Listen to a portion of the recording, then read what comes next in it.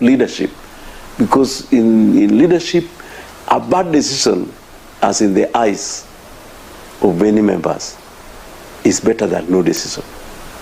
So if I switch off my phone and decide to run away, I have not shown leadership yet. It is me who is mandated. Not everybody has the authority to even issue a strike notice. Missouri's statement comes as some Kuppet leaders have criticized him for suddenly calling off the strike without engaging them. Savala Nyeri is the Vihiga Branch Kuppet Secretary General. Kama walikuwa wamesikizana na TSC jana, vile nimekufahamisha, haikuwa na shida hao kutujulisha kwamba tumeambiwa na mwajiri wetu hivi ndio ataweza kufanya. Kuhusu jambo hili watafanya hivi.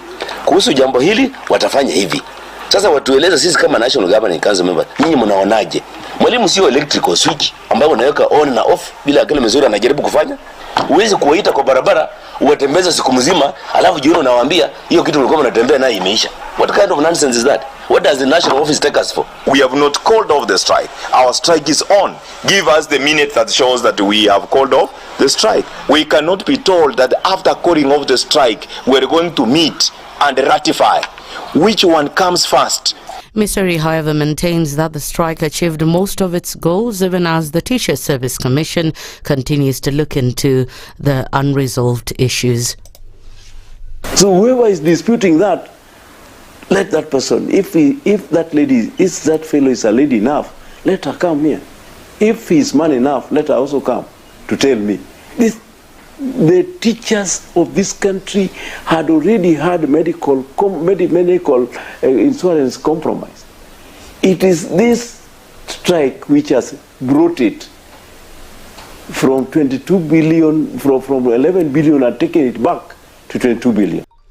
The government has released 1.5 billion shillings towards the salary increment of civil servants following a strike threat of a failure to implement their CBA in July. Public Service CS Justin Muturi has assured public employees that their salaries will be paid on time and in accordance with the government's agreements. The National Treasury, which I may wish to announce, has agreed to provide resources for the payment of civil servant salaries as per the terms contained in the collective bargaining agreement.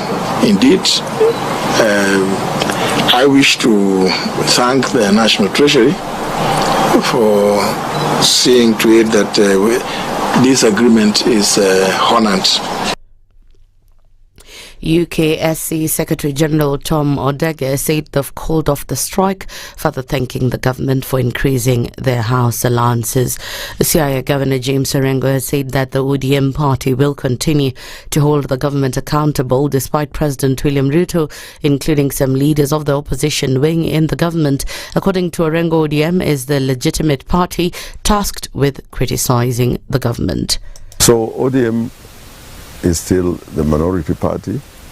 The elements of ODM have been invited to be part of the government.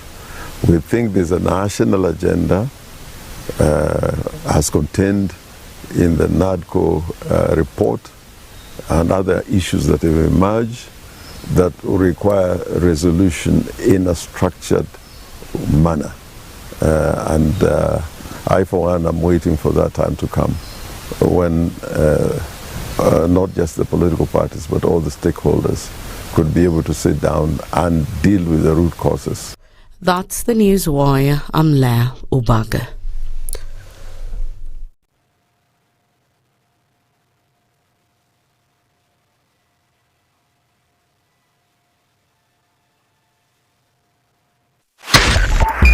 .5 SpiceFM, Kisumu. The following takes place from 6 a.m. to 10 a.m. every weekday on SpiceFM. If you go out of this country and come back the same person, then you have a problem. Buy land, 1 million. Put it there for 5 years. What's the purpose? It'll have increased in value. No, that's the thing. That's darkness. That's an eclipse. You don't do that. I hope you don't believe that hustler is a poor person or that all hustlers are poor. I've seen that conversation. Tell us, who is that? So who's a hustler? Hustler is a person who is making a living through hard work. Corruption in Kenya is a political accusation. The people who are actually corrupt are not pointed fingers at. Kenya is not free. Kenya imeshikwa na mateka. It's under siege. Have you seen that lodge on Nyeri Road? Very high fence. You can't even windows sleep inside. Up near the ceiling. Yes. And if you walk there at midnight, you see bats the size of cows. And when it rains, it doesn't rain on that building. Yes. When you're at All Saints and it's raining, it doesn't rain on that building. The things people will believe. The Situation Room, Kenya's biggest conversation. Thank you very much, Eric, and it's good to be at the Situation Room. Always a pleasure coming here. This is the most challenging interview panel in Kenya. You guys are very well informed, and as you can see, Charles today, very philosophical. To be poor in this country is the greatest sin you can commit, not just from a legal perspective, but from life generally. It is very, very skewed. We've just heard on the floor of Parliament, just most recently, a leader within the ODM saying that Sisi ni ng'ombe is a baba. Yeah. Which means that you are willing to be milked dry. Hapo. You cannot force me to believe. I'll give way. If it's a land that I'm told to return to you, I will. Okay? Because the court has said so. But I'll continue saying, watu wamenirusha. That's all that I'm doing. The Situation Room, Kenya's biggest conversation. This is one of the hottest show that we can ever miss in the morning, and it's a show that really gives a real situation in the Situation Room. Pleasure to be here. Thank you guys so much. Nduthai, nice meeting you. Even beautiful in person more than in photos. Say that again. Character is like pregnancy. You cannot hide it. People hiding here and there, but after 2-3 months, 5 months, now you see. So that is why the attitude that you are showing us, you're pregnant. It's like what my grandmother would say. You cannot pickpocket a naked man. How's that? It's communal, isn't it? No comment. The Situation Room, Kenya's biggest conversation. Patrick Lodge, Otieno Lumumba. Karibu sana. Asante sana. CT Muga. CT Lodge. Muga, not Muga. He's here, and here's the day's proverb. One man marries a woman, another man marries troubles. Is he the same man? Spice. A lion cannot eat more than 2 donkeys. It will die a natural death because there is no ICU in the forest. In Kenya, it has become the situation that you cannot conduct 2 elections. In fact, with the same IBC. You can't. I tell you about this Indian friend of mine who was enjoying other Indians in the group. He wrote the word valve and told them, read it. So how did he say it? I really want to know. The valve. Because kina Ednah, it's the, like you said, the bees and the peas. Kila kitu mkisia kisema atasema opposite. Opposite? Ukisema hii anasema opposite. Opposite. Wewe ukisikiliza namna hii unasikia opposite. The Situation Room, Spice. The only way to start your day.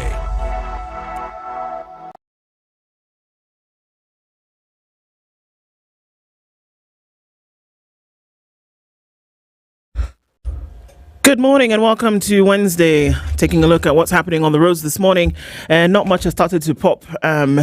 Everybody's still, I think, getting into it, and those who've already left are not having too crazy a time on these streets today because not much is building. Let's take a quick look. Coming off of Ngong Road, we'll see a little bit of movement here and there as you get towards the City Mortuary roundabout and then into the city. Via the Thika Superhighway, we're starting to see a buildup of traffic already coming in from Survey. Apart from that, everybody's been able to get out where they're going, I think, so far. We're probably going to see that pack up as we get closer to 6:30. We're here for it. Let us know what's happening where you are this morning. SpiceFM KE on X, hashtag The Situation Room.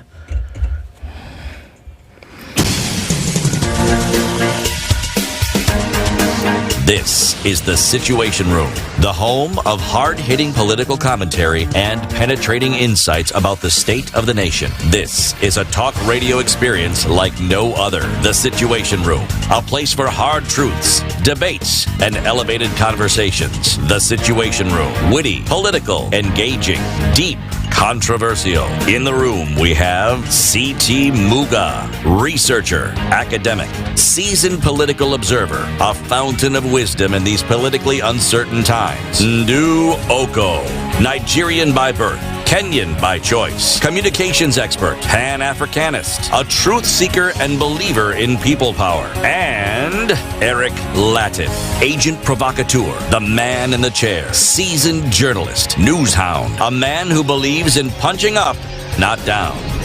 This is The Situation Room, the only way to start your day. It's the 4th of September. It's 11 minutes after 6, and here we are. Good morning to you. City, good morning. Morning, do. How art thou? I art fine. Tindo? I art. How do you know when to say art or are? I am fine. Art is I and or am. Okay. Now, whatever I say here, don't take it seriously.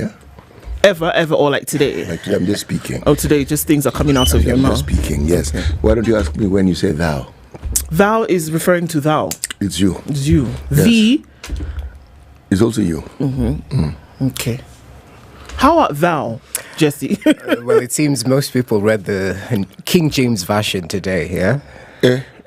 Bas. We have a person of God in our It's true. Good morning. Now, Jesse, from where you hail, how would you say good morning in your native tongue?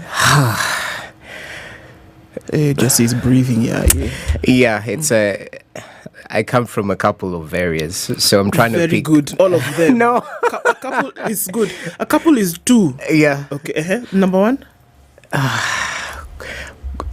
Good morning. No, this is umeshindaje. How's your day been? Kwasindamana. I'm not too sure about good morning. Kwasindamana. That is tighter. Okay. Yeah. And then Kikuyu it goes without saying. Jabo. Guy, you know, the usual. As long as you know Besha, you're good to go. What was the first one? Kwasindamana, that's in Taita. Kwasindamana? Yes. Okay. Yeah. Who is the Taita, your father or your mother? Mom's side. Okay. Yeah. Oh, you are... Yeah. Oh, yeah. Okay. Very good. And mine, in my language, we would say Kedu. Yeah, just the whole thing. Kedu Kodi. Yes. How are you doing this morning? Kedu Kodi. Yeah. Okay. And how you say Odimma. How are you Kedu Kodi this morning? Odimma well. Fine. As for you with your jabbo.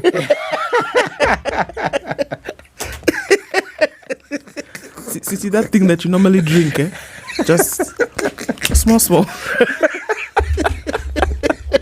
Hey, good morning, everybody. How are you doing? See, Ednah is yet. How do you say good morning from Buakire? From Minnesota.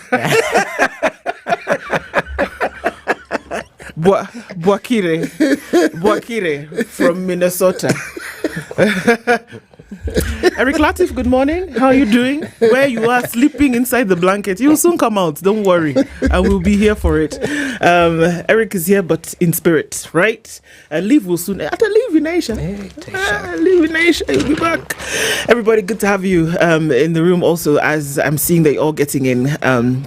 It's a wonderful Wednesday, and as we get into a couple of conversations today, let me just tell you what we'll be talking about really quickly before we look into what's happening in the skies, and then we say hello to you. Sawa.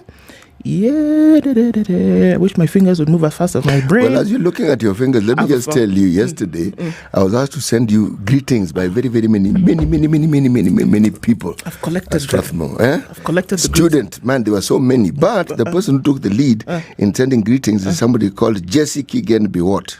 Jesse, then you are greeted by the VC. Dr. Gutu. Yes. Then you are greeted by the Dean of the Dean Business Education. business faculty. Business. Is it a woman? Dean. Man. It's a man. Yes. That's very nice. Yes, then you are greeted by head of the Africa Media, I'm going to call it council, it isn't council, but hub, okay? She is called Rosemary Okello. Then there's a guy called Abogast, Dr. Abogast. This list is many, but just receive those ones for the time being. Pokea, thank you very much, Yes. Asante Sana. And it is good because as you did that, then I found the thing. You see how you are just a sharp guy? Man. Give it time. At 7 o'clock this morning, we will be having a conversation about what to do with your money. The one that you have or the one that you might have in the future. Don't worry. Somebody's coming to tell me what I should do with my money. Hey, it's a good idea. Unit trust. I don't know what to do with my money. No, apparently. Do you have unit trusts? Do you have bill bonds? You know, you need to understand something before you have it. So you need to know what it is. Bas. They're coming to tell us what those things are and how they're a practical investment for every Kenyan. You Kenyans, how you can now be using your money. Justice Indo. Kabisa. Isaac Juguna is the CEO of Zimele, sorry. Why does the E look like F? Zimele Asset Management. He'll be with us here at 7 o'clock. And then at 8 o'clock, Professor Peter Kagwanja will be with us. And we'll talk about the China-Africa Summit and Kenya's multi-million-dollar agreements. People, money is just flowing from China. But it's not for free. It means something. You thought you had debt. God, Jenny. At 9 o'clock, the Estonian ambassador to Kenya, Daniel Eric Shire, will be here with us. And he'll be asking, or rather we'll be discussing, what Kenya can learn from Estonia's economic freedom. It's a packed conversation this morning, and we thank you that you're already here. And as we get into that this morning, we'll see what that all portends for us. We'll take a quick look at weather, and I can see all of you there. We'll say hello to you real quick and get into it this morning. 17 after 6. Good morning.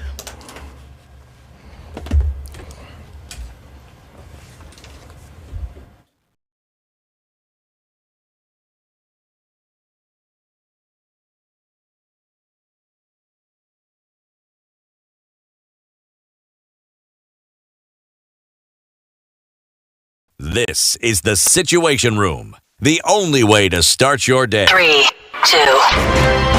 Everybody, welcome to Kenya's biggest conversation. Heri Latifa, Muga, Madam Du, nimesalamia wote sana. Tumepokea salamu, asante sana. Hapa Garissa today the weather is very good, only that baridi inatupeleka mbio sana.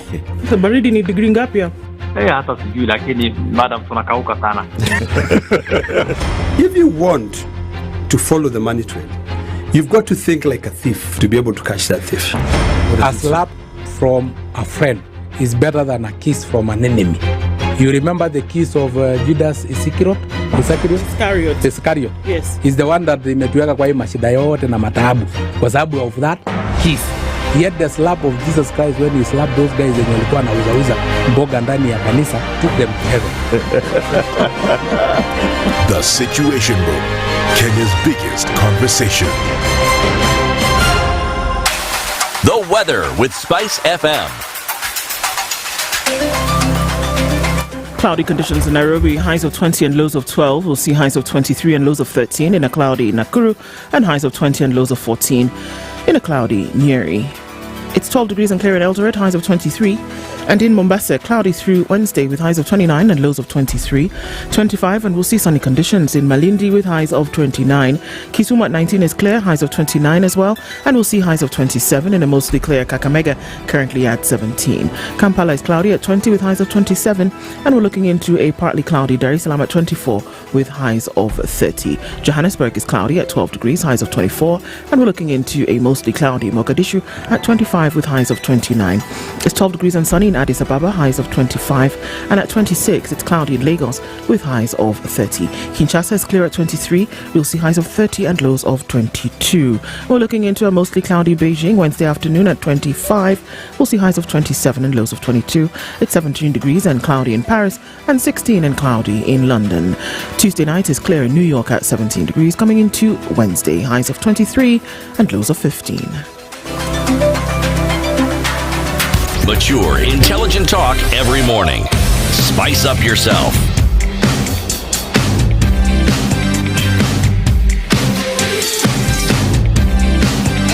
Mornings done right.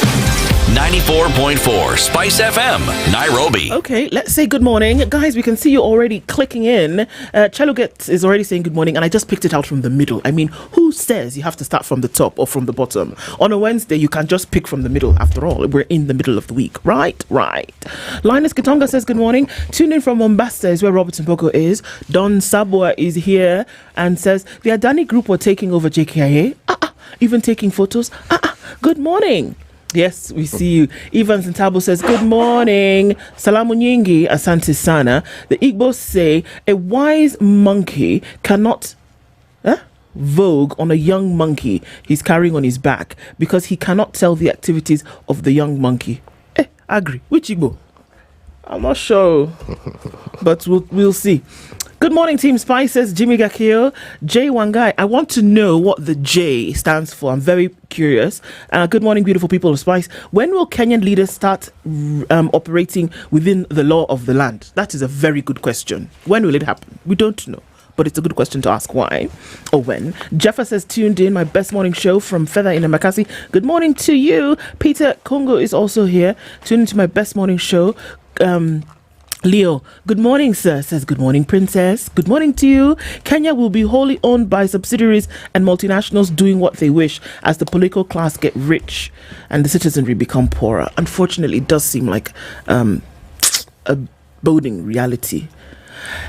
Oh, and Nyoka says, good morning, Team Spice. Lucy Ndongo is here this morning. Boston is well represented. Good morning, Spicers, and good morning, Kenya. Good morning. What is happening with teachers' unions? Rachel Wanjiru is asking.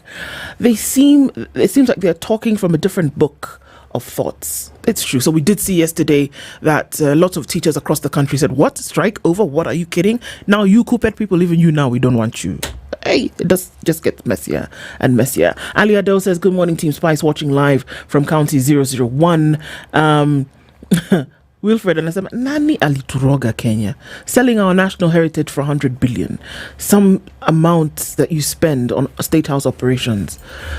Tough questions. My princess, good morning, Spice. CT, get advice from the ill and not the doctor. What do you think about that? Okay, you can be thinking about it and we'll come back. Jack Owere says, bonjour, greetings from the gateway to the north, Edmonton in Canada. Good morning to you, good people, says Mburo Kamau. Mwangi Kabogi is in. Bernard Okello is here. Sky Simba says, let's be that change we crave. Indeed.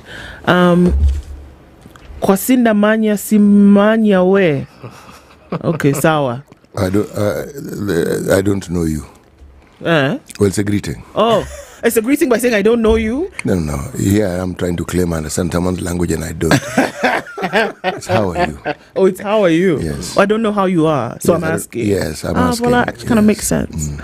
Okay, Ndu, ask CT where he was in December 1980 when Yoweri Museveni, former assistant researcher to President Milton Obote, disagreed with Obote and launched the war. So all those many things is to ask you, where were you? I was in university. In 1980. Yes, I had begun my final year. Jesse is shaking his head. He doesn't want me to ask him where he was in 1980. Ignore the question, Jesse. Jesse said, no, don't ask me. Wow, okay. So, Voucher CT. Voucher. There's no R. She's spelled it. That greeting comes from Western Kenya. Somewhere else? Yes. Okay. Gypsy Corner is here. Cheluget says good morning. Simon Orucho says Simon is here. He's announcing himself.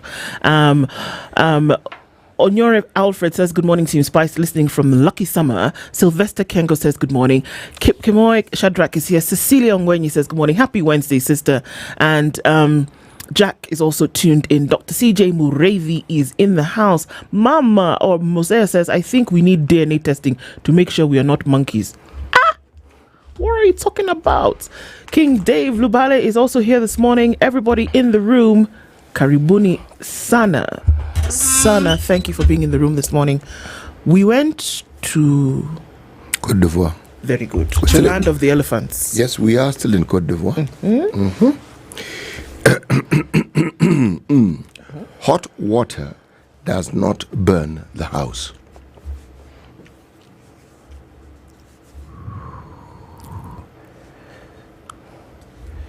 Hot water does not burn the house. It could burn something else. Can burn you, certainly. Can burn you, but it won't burn the house. Actually, is the word. Yes. So even if it's a sticky situation, or in this case, a hot situation, doesn't necessarily mean it will bring destruction. Not necessarily. Not necessarily. That's kind of how I'm looking at it. Yes. Okay. Jesse? Well, they say great minds think alike, so... So I'm going with what you said. Good job, Jesse. I see you. I see you and I raise you some headlines. Let's just jump to the headlines. On the front page of the Standard this morning, more projects, more debt. If you thought that this whole contingent of folks who were accompanying the president were going to just have a tete-a-tete with the Chinese, sorry. More projects, more money, more debt. President Ruto met with his Chinese counterpart Xi Jinping with Kenya's long wish list for funding and development support, including for big ticket projects such as the SGR extension and dueling of the Rironi Mao Summit Malaba Road. And there is a flip side to it, raising the country's debt burden. Just when you thought you were out of the water, we go and we add some more dollars to We had given this contract to some French people, had we not? Which one specific, Ray? There's a French company. I do not know what it's called, but we'll look into those details.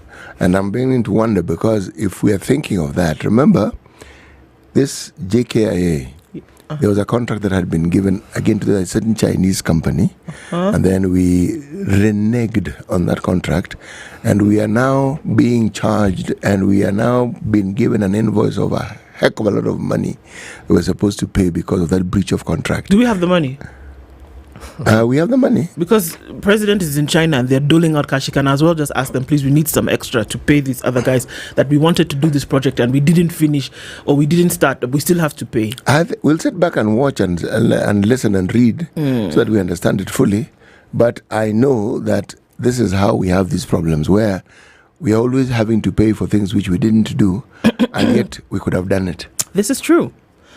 More headlines on the Standard. 1.5 billion shilling salary increase for civil servants. They had said we are going to strike. They said we'll strike. Not only strike, they had said that people are going to take a salary cut. Yeah, and that one they said it can never be us. So now, somehow, we found 1.5 billion. Okay? No, we didn't find it. We say,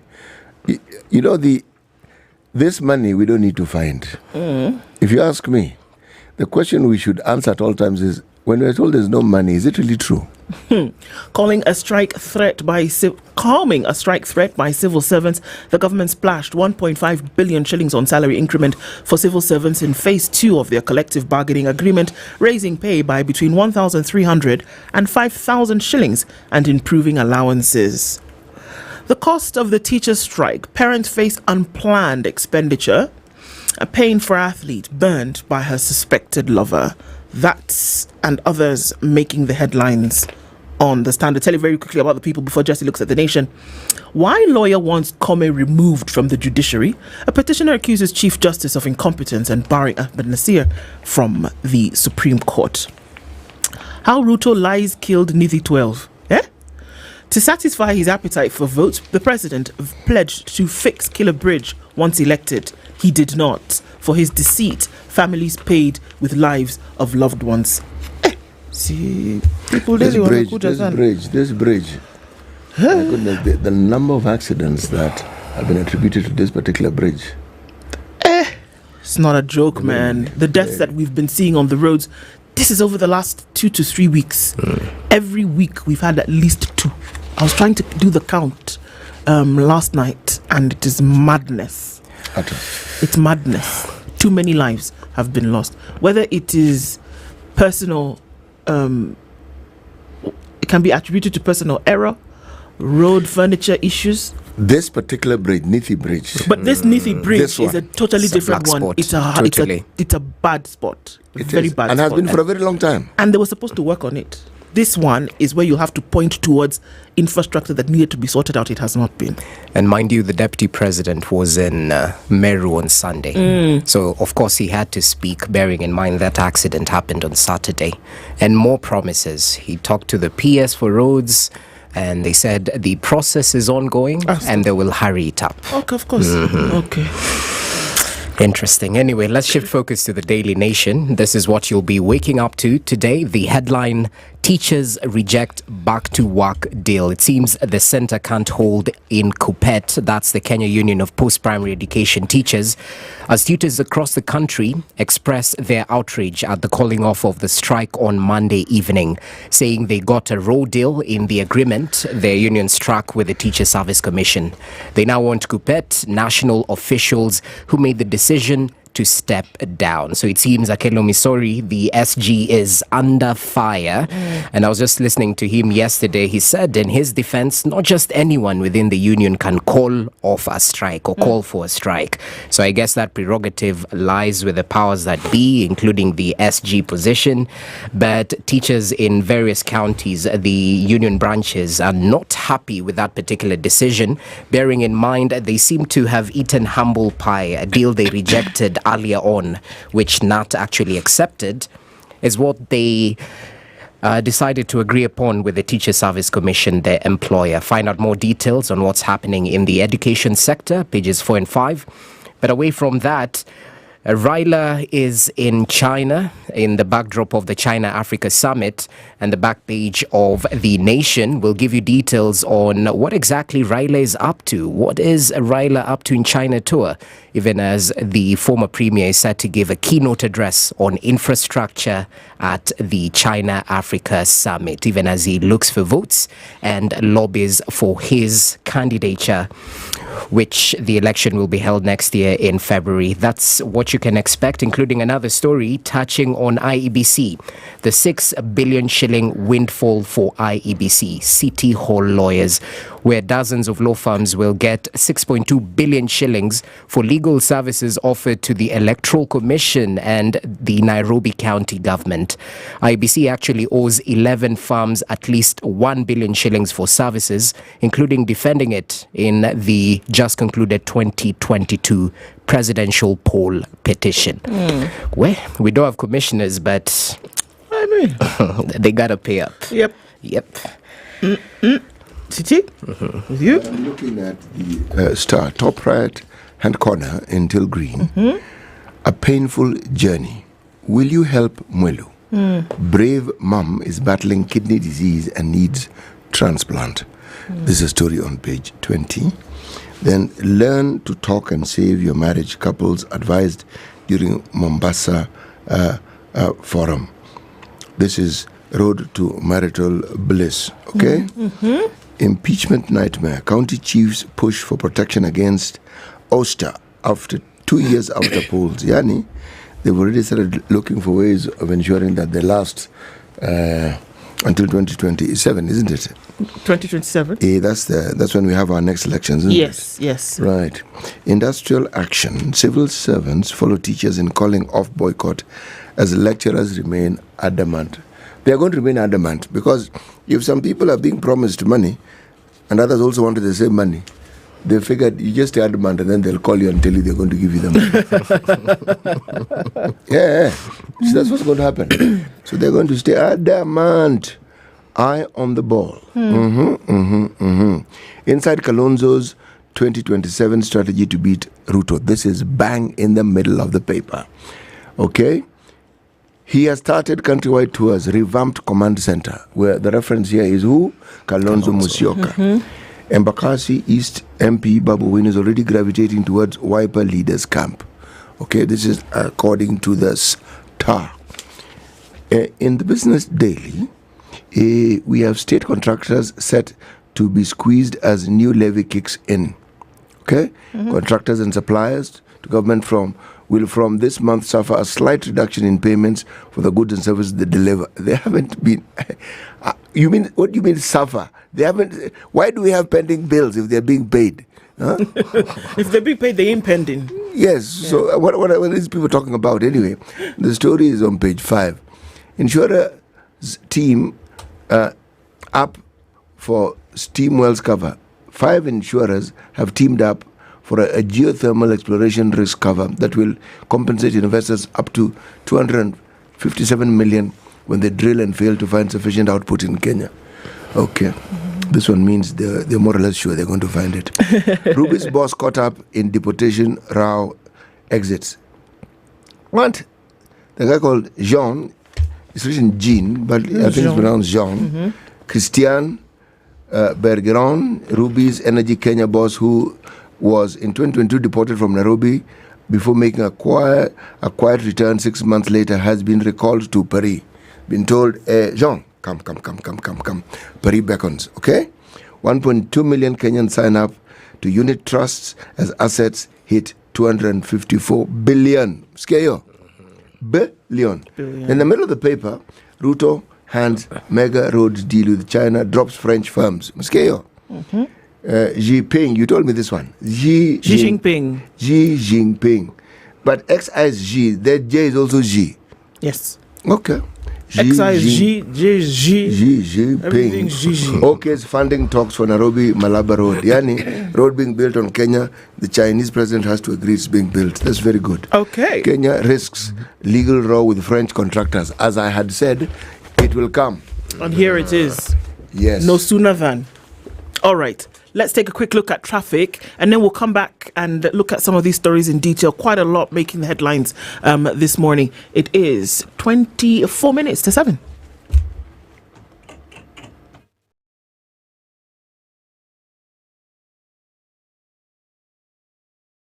This is the Situation Room, the only way to start your day. One of the things that are ailing our country is negative ethnicity. You find you as a state of, instead of thinking as a Kenyan, you think like a tribal person. Let me tell you something. The biggest problem we have had in this country is a leadership deficit. There is nothing that you are going to do in the process of change if you are not a risk taker. So you really have to pursue your vision to a logical conclusion and even be ready to step on people's toes. When it comes to the economy, you can't run away with it. They say statistics are like bikinis. They reveal a lot, but they conceal the vitals. And so government people would throw statistics at you and tell you they're revealing a lot of information to you, but it's really concealing the real vitals. We need to get out of that, because when we want to grow our democracy, one basic thing that really requires to be understood by the political class, by all of us, is institutions are critical. This is the Situation Room, the only way to start your day.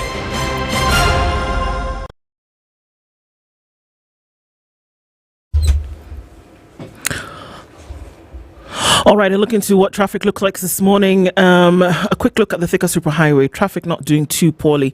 Rather, starting to pack up as we look into Survey and then getting into the city.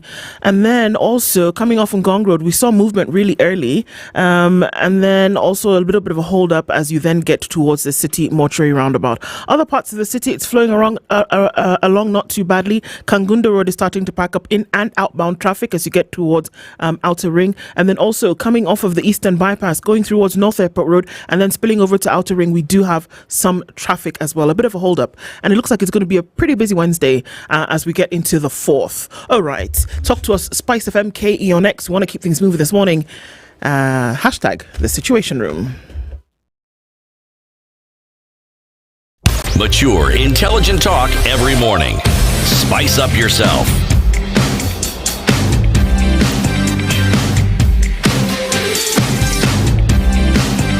Mornings done right. 94.4 Spice FM, Nairobi. All right, so looking into some stories. So we know that the president and the entourage is in China at the moment, and their discussions, Sino-Africa talks, who's going to do what. Kenya lobbies for Chinese support as it battles debt. I was going to say death, but debt is death. So, okay. President William Ruto yesterday met his Chinese counterpart Xi Jinping and presented Kenya's wish list. Did you know that Kenya had a wish list? Which, if fulfilled, will see him bag cheaper loans and funding for key projects and also inflate the country's crippling debt burden. More projects that have not been finished? I don't know. Among big-ticket projects that the president discussed are the multi-billion shilling extension of the Standard Gauge Railway and the Rironi-Mau Summit Eldoret Malaba dual carriageway, which he said are Nairobi's top priorities in the engagement with China. Already, Kenya made a crucial step by formally joining the Asian Infrastructure Investment Bank as a fully paid member. Fully paid member means that you should have paid some money. Abi? Fully paid member what? I mean, what? Of the bank. So, did we buy shares? Did we open an account? What are they saying? It's what we know. Did you open an account? Did you pay subscription fees? All right. First of all, what do our laws say about us as a country going to open an account in a foreign bank? I don't know. Well, it has been reported. I have to ask. It isn't like me walking down the street and seeing Bank X and I'm thinking, I like the colors.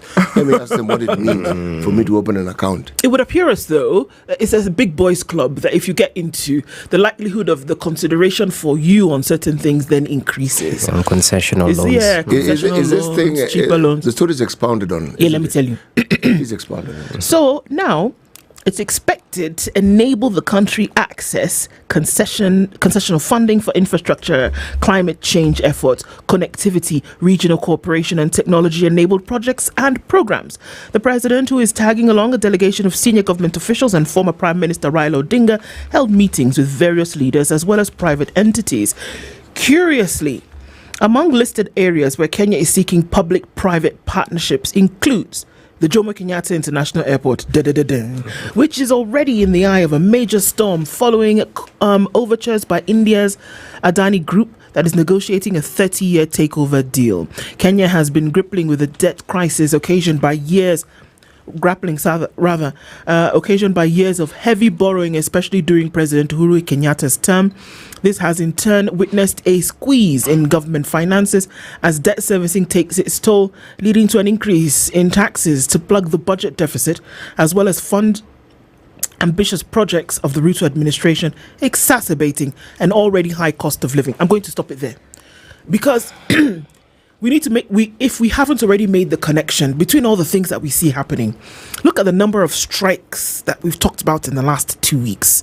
Teachers strike, doctors going on strike, civil servants wanting to go on strike, aviation workers, of course, wanting to go on strike because of this Adani thing. Everybody going on strike because whatever is due to them and that has been agreed upon has not been paid. What is the reason why? We are told that there's not enough money to make these things happen. Why is there not enough money? Because any money that comes in revenue, the first charge to 70% of that money goes towards paying debt, which is okay. However, the debt that is being paid, the only time that a country, Kenya specifically, constitutionally, can borrow is for development, right? But unfortunately, we are not able to peg the debt payment to development projects that can be seen. Because I keep saying, 100 billion shillings, throw it into the economy today, you would see or feel the effects. Now, this has been the thing that many of these projects, we cannot see where they went. So many things cannot happen in the country as a result of that debt. But on top of that, we're going to Beijing to get more money. Where? T for tough, yeah? I'm telling you, 2 T's for tough. This is going to be interesting to see. And you know what, just below there, they say our stock of debt is set to increase this year, with the government planning to borrow 761 billion during this financial year, an increase from 597 billion that it had planned to borrow before the rejection of the Finance Bill 2024. So it seems the rejection has brought upon us more tidings in terms of debt, but that's a story for another day. We'll definitely get into the nitty-gritty details once Professor Kagwanja joins us. Let me just take a look at one of the stories on the Daily Nation. I hadn't mentioned this. It seems that our security officers in Haiti have finally been paid their July allowances. Good news for them. Yes, and some of the 396 Kenyan police officers in the Caribbean nation have been paid their July allowance, but their August pay is still outstanding. So at least good news, drop in the ocean in terms of getting their dues, even as they work towards securing the Caribbean nation. There's yet another story touching on the Independent Electoral and Boundaries Commission, bearing in mind there's a lot on its in-tray, even though they do not have commissioners. The story on the Daily Nation touches on the pending bills that IEBC owes not just for legal services but equally the Nairobi County government. This particular amount ranges at around 6.2 billion Kenya shillings that the IEBC owes for legal services offered to the Electoral Commission and the Nairobi County government. And bearing in mind that this issue about commissioners is still a thorny issue, a couple of constituencies do not have representatives as we speak. Banisa, we equally have the nomination list by ODM party, bearing in mind that John Badi, who was a nominated member of parliament, was actually given a CS position. So that position needs to be filled. Not just that, Ugunja, bearing in mind Opio and I assumed the position of cabinet secretary. So a lot on its in-tray, and it doesn't seem to be moving. Remember, we saw some developments at KICC, but it's all talk. They aren't walking the talk. What is it? Wait, but there was a nomination. There were. Yes. The president said it is time. There was nominations. There was supposed to now. Parliament was supposed to take it to the next step. We understand there's a dispute within Azimio. One of the constituent parties is supposed to give a name for the selection panel. Yeah. But kuna mvutano kidogo, sibling rivalry perhaps. And we say that IEBC is independent. Okay. All right. Okay. CT. Yes. Oh, yeah. The Asian, this story of the Asian Infrastructure Investment Bank, this is Asia's answer to the World Bank. Okay. Yes, so the Asian countries realize that going to World Bank is good, but it's even better if you have your own bank that now can sort you out. Currently, ile deposit wako nayo, the one which sits and they can lend, it is said it is in the regions of say $100 billion US. What it has. Oh, phew. Yes. I thought you were saying. No, what it has. I thought you were saying that's membership fee. No. I was going, okay. So when you join, you are right when you said that it gives you an opportunity to be able to, it's like Africa Development Bank. You can be one of the big boys. Because we are members, that's why we can borrow from them. So it gives you an opportunity to be able to borrow. Remember, for the longest time, this bank only benefited countries that were in the region of Asia. Yeah. But it appears from this that it's opening up to other members and so forth. Now, what this means is, see, these long-term loans that we keep getting from World Bank, IMF, it means that we might possibly be able to now borrow that same, the sort of monies that we borrow from the IMF, but at a lower percentage in terms of. That's the wish, because if you remember, part of the problems that we have is not the borrowing of the money from IMF. It's the returning it. The conditionalities, because it comes with some throttling requirements. I mean, you've got the money, but you can't breathe, okay? That sort of thing. Now, what I'm wondering is, if we are quoting the East, what is IMF going to think? Where? What's World Bank going to think? Two things could happen, you know. Yes. The first is that, okay, well, first of all, you people are traitors, and we've helped you along all this way, and then you decided to go to, because you must understand as well that having this money then is a jostling for supremacy at that level, right? Yeah. If you're able to lend to people, you're the big boy on top of the thing. You rule the roost. Now, if somebody else comes and then your people who essentially were getting from you go to these other fellas, there's something about that supremacy battle that starts to then, jolt, and it becomes real. It does. Or it could be, wait a minute, you guys have gone to them and we still want you to come back to us. How about then we lower, or that we make these conditionalities then less stringent? So two things could happen. That the war becomes real and we say, okay, fine, we're going to go somewhere else, or we'll come back to you and we'll say, okay, guys, we can make it a little bit easier for you to take our money. There's this patronizing nonsense that IMF and their ilk have of telling us that, you must be austere. There's this austerity measure you must, exactly. And then you are then required to milk and bilk your population to a point where they can't even think, okay? no country has developed by being overtaxed, and yet we're being told that you'll do okay if you overtax your citizens. And if you overtax your citizens, you'll then be able to raise the sort of money that will enable you to be able to please Moody and the other fellows so that the rating can be okay and we can lend you more money. Hey, come on, man. It really, I think I do agree, the patronizing nature of these relations in the past, I think begs for the time where you have to actually open your eyes and say, wait a minute, if it has to happen, there are options. You see, you can go somewhere else. A phrase, it's called the fantasy of exceptionalism. When you have people who seem to think they are better than you, so they know more than you do, and you better listen to... well done. to what they're telling you. And we're saying, look, we know we've come begging, but for heaven's sake, okay, allow us to beg and dig with dignity. These methods you keep applying haven't worked anywhere. So why do you think it's going to work with us? Do you really think, CT, that the money that is being lent by the... I mean, look, let me just teeter on the edge of maybe even being controversial here. Do you really think that the money is lent by the World Bank and the IMF is really to develop countries? Really to develop countries and say, let's see how we can get you to this point. It's to hold you captive, It's to keep you in slavery. Yes, strings attached. It's to keep you, It's to keep you enslaved. Because in all honesty, what I do agree with them is this. We lack fiscal discipline, okay? Bad manners. That is to put it really, really, really politely. I understand, okay? So the errant child is being told, behave, okay? We also get that. But in the process of behaving, we're dying.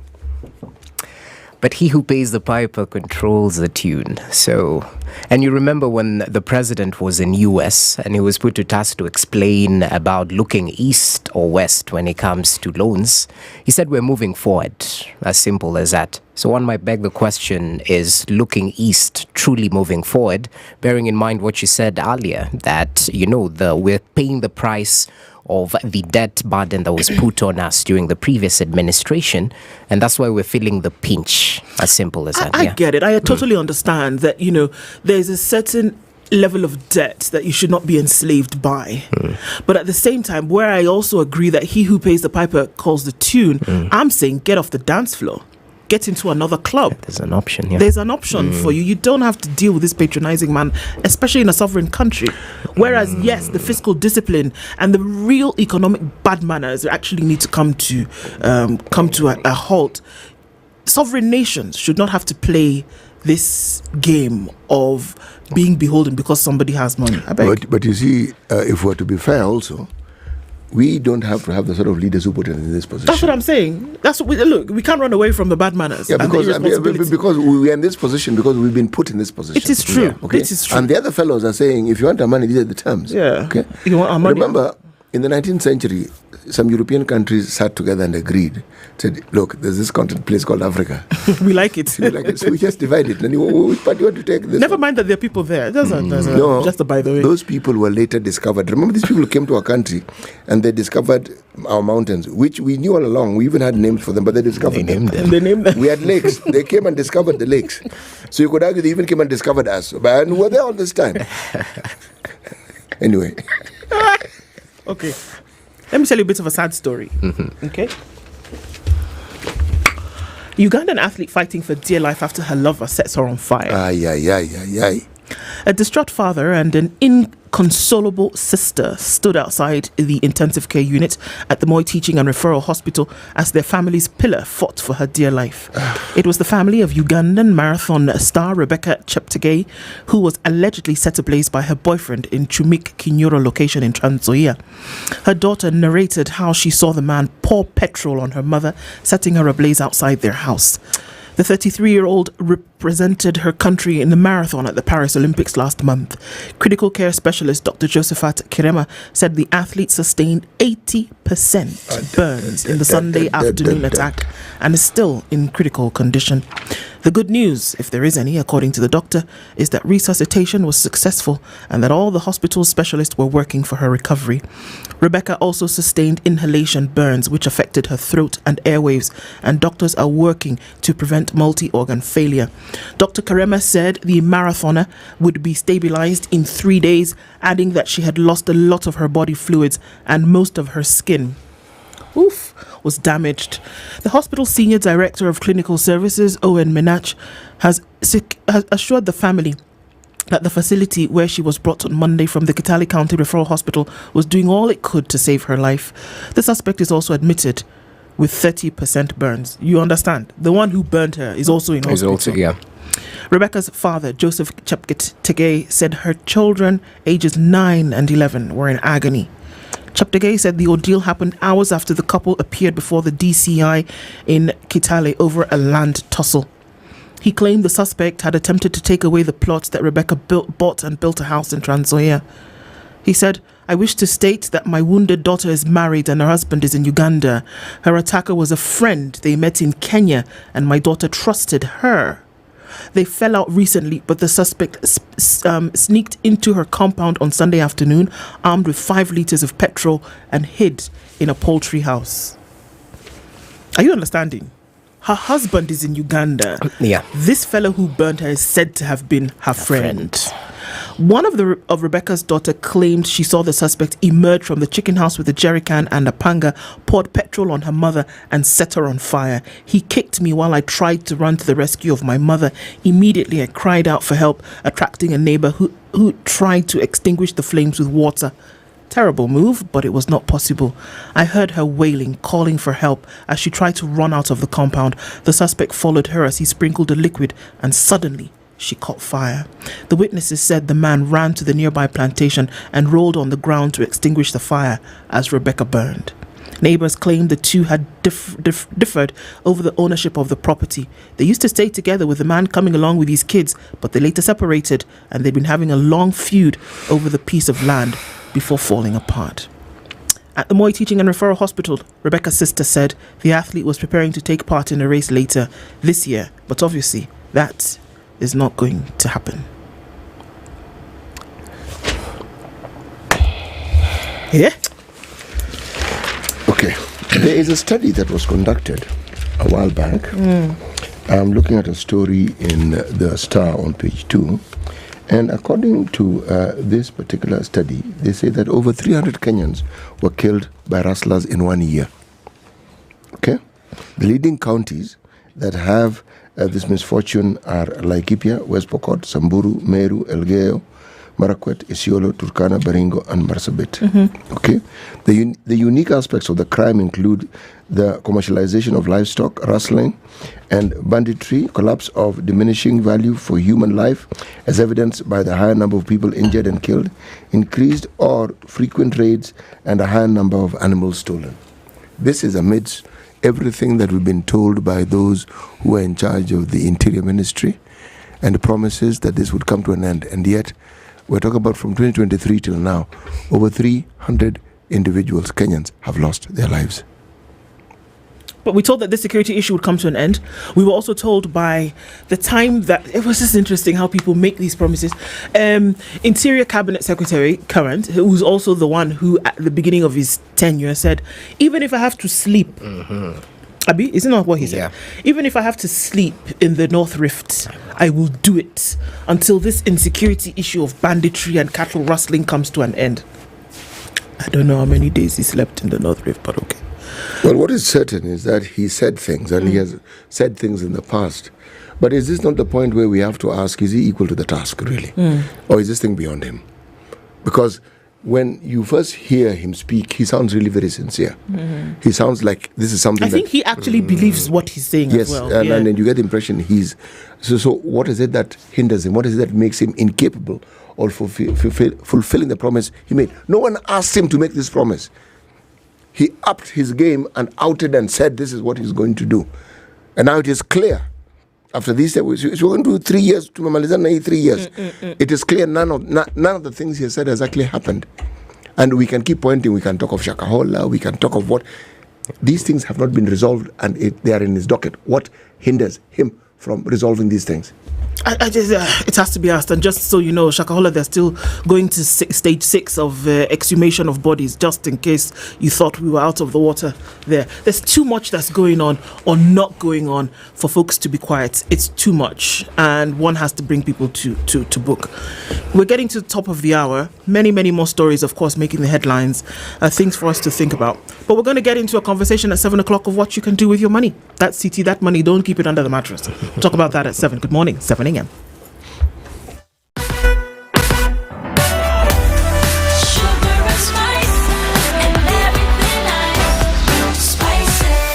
Spice up your life. It's now 7 a.m. Get effective relief from strong pain with Panadol Extra. Panadol. Relief starts here.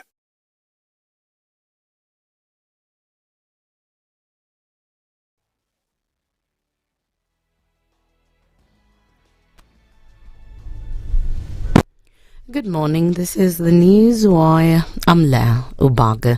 The family of the late Agnes Wanjiru, the 21-year-old woman who was allegedly raped and murdered by an officer of the British Army Training Unit in Kenya, Batuk, in 2012, has accused the Directorate of Criminal Investigations and the DPP of frustrating their quest for justice. While appearing before the National Assembly's Defence Committee, the family spokesperson Esther Mushiri accused the Kenyan investigative agencies of colluding with the British government to mask the identity of the soldier implicated in the gruesome murder. It's the same pattern.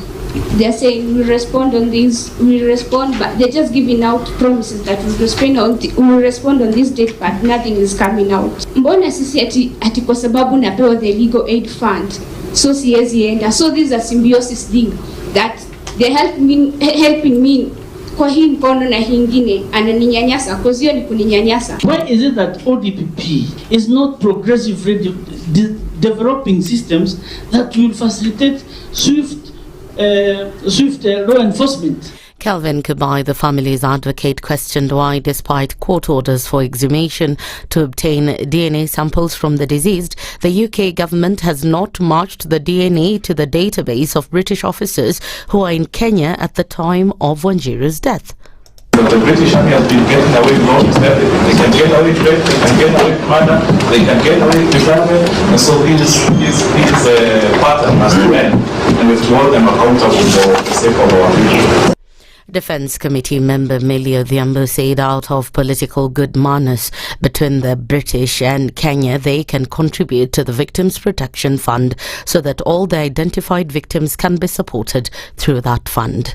Out of political good manners and good relations between the British and Kenya, can they contribute to that Victim Protection Fund?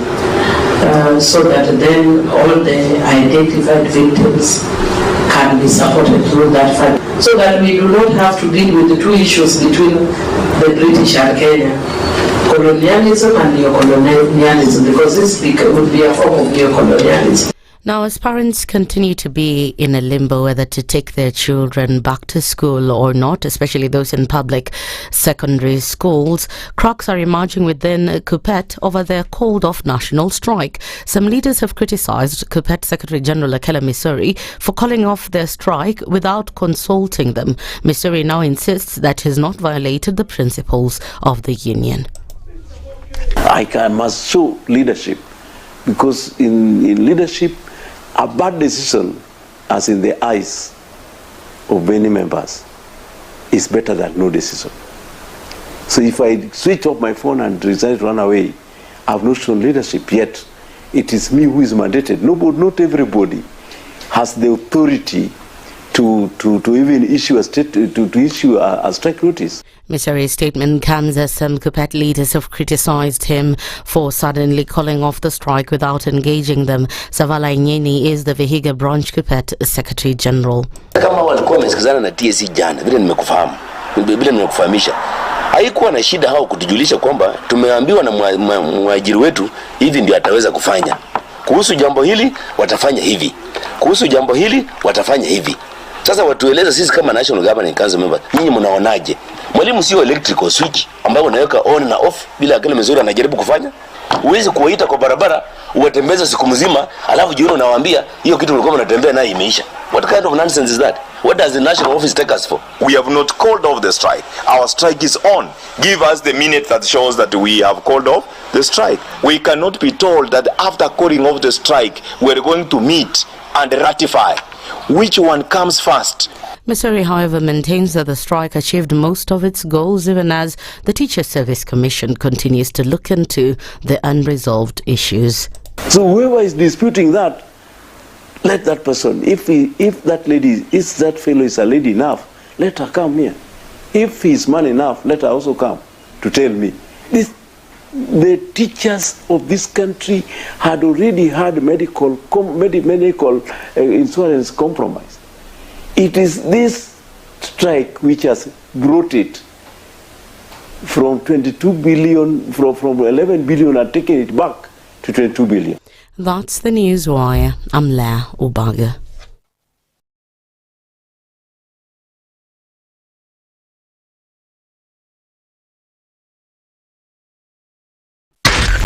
SpiceFM, Nakuru.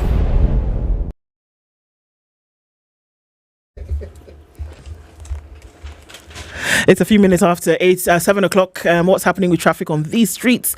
Into the capital, there's traffic coming off the Thika Superhighway as you come in from that outer ring junction, heading out towards the Thika Superhighway back into the city, or traffic then coming in from Garden City, starting to pile up right at the underpass, and on Kiambu Road as well, going towards Muthaiga Square, we are seeing traffic. Kangunda Road from the jump this morning has been busy. In and outbound traffic going to that outer ring junction is a thing. And it's coming in from the Ruai interchange.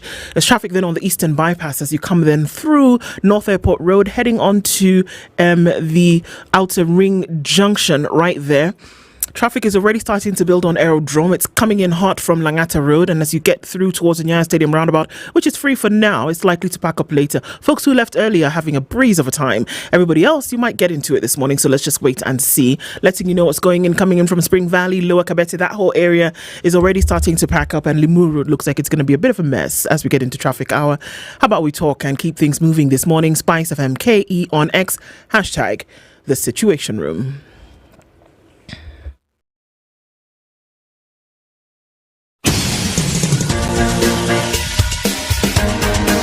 This is The Situation Room, the home of hard-hitting political commentary and penetrating insights about the state of the nation. This is a talk radio experience like no other. The Situation Room, a place for hard truths, debates, and elevated conversations. The Situation Room, witty, political, engaging, deep, controversial. In the room, we have C.T. Muga, researcher, academic, seasoned political observer, a fountain of wisdom in these politically uncertain times. Ndu Okoh, Nigerian by birth, Kenyan by choice, communications expert, Pan-Africanist, a truth seeker and believer in people power, and Eric Latiff, agent provocateur, the man in the chair, seasoned journalist, news hound, a man who believes in punching up, not down. This is The Situation Room, the only way to start your day. It's 8 after 7 into the second hour of Kenya's biggest conversation this morning, this 4th of September. It's Wednesday, right in the middle of the week, and conversations push us ahead in terms of the things that are happening in the country and indeed around the world. We're getting into a money conversation this hour, and we are saying welcome to all our audiences on our streaming platforms, YouTube, Facebook, X, and TikTok, and our audiences on KTN. Thank you for being here this morning, and also across Radio Garden and all our other radio platforms into Kenya's biggest conversation for this hour.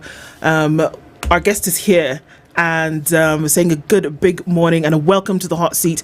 Isaac Njuguna is the CEO of Zimele Asset Management. Good morning. Good morning. How are you? I'm fine, thank you, and thanks for having me. Karibu sana. Asante sana. You're in the hot seat of the Situation Room this morning. Okay. It's cold outside, but let's see how we can warm things up here a little bit. And we'll welcome you in a pure Situation Room style. Thank you. CT is a man with many visas.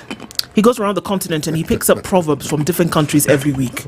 It's got to be quite some time travel, isn't it? Yes. So he's got a proverb this, and he'll give us that proverb, and then you can tell us what it means to you, how would you would interpret it. Is that all right? Fine thing. Okay.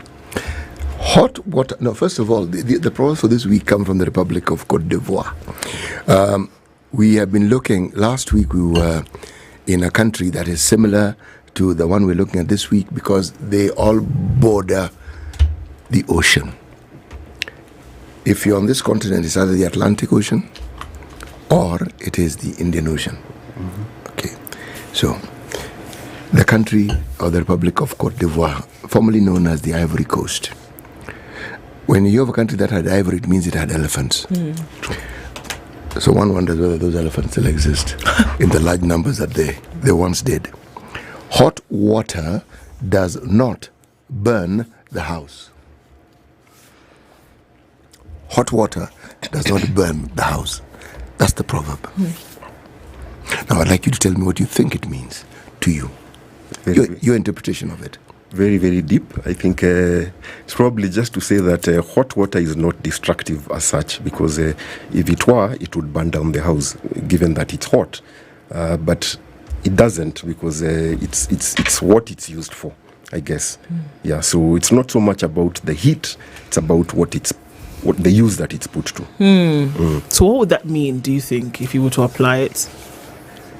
Well, if I was to look at it in terms of my industry or my profession, if I was to think about the same analogy using money, money is what you make it out.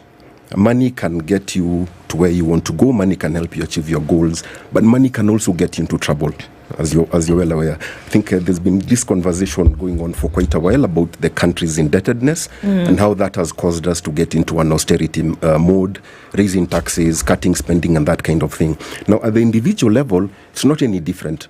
If you don't manage money, money is going to manage you. And in most cases, it is not a very good manager. Money likes a master. So if you're going to be the servant of money, you're going to live a very difficult life.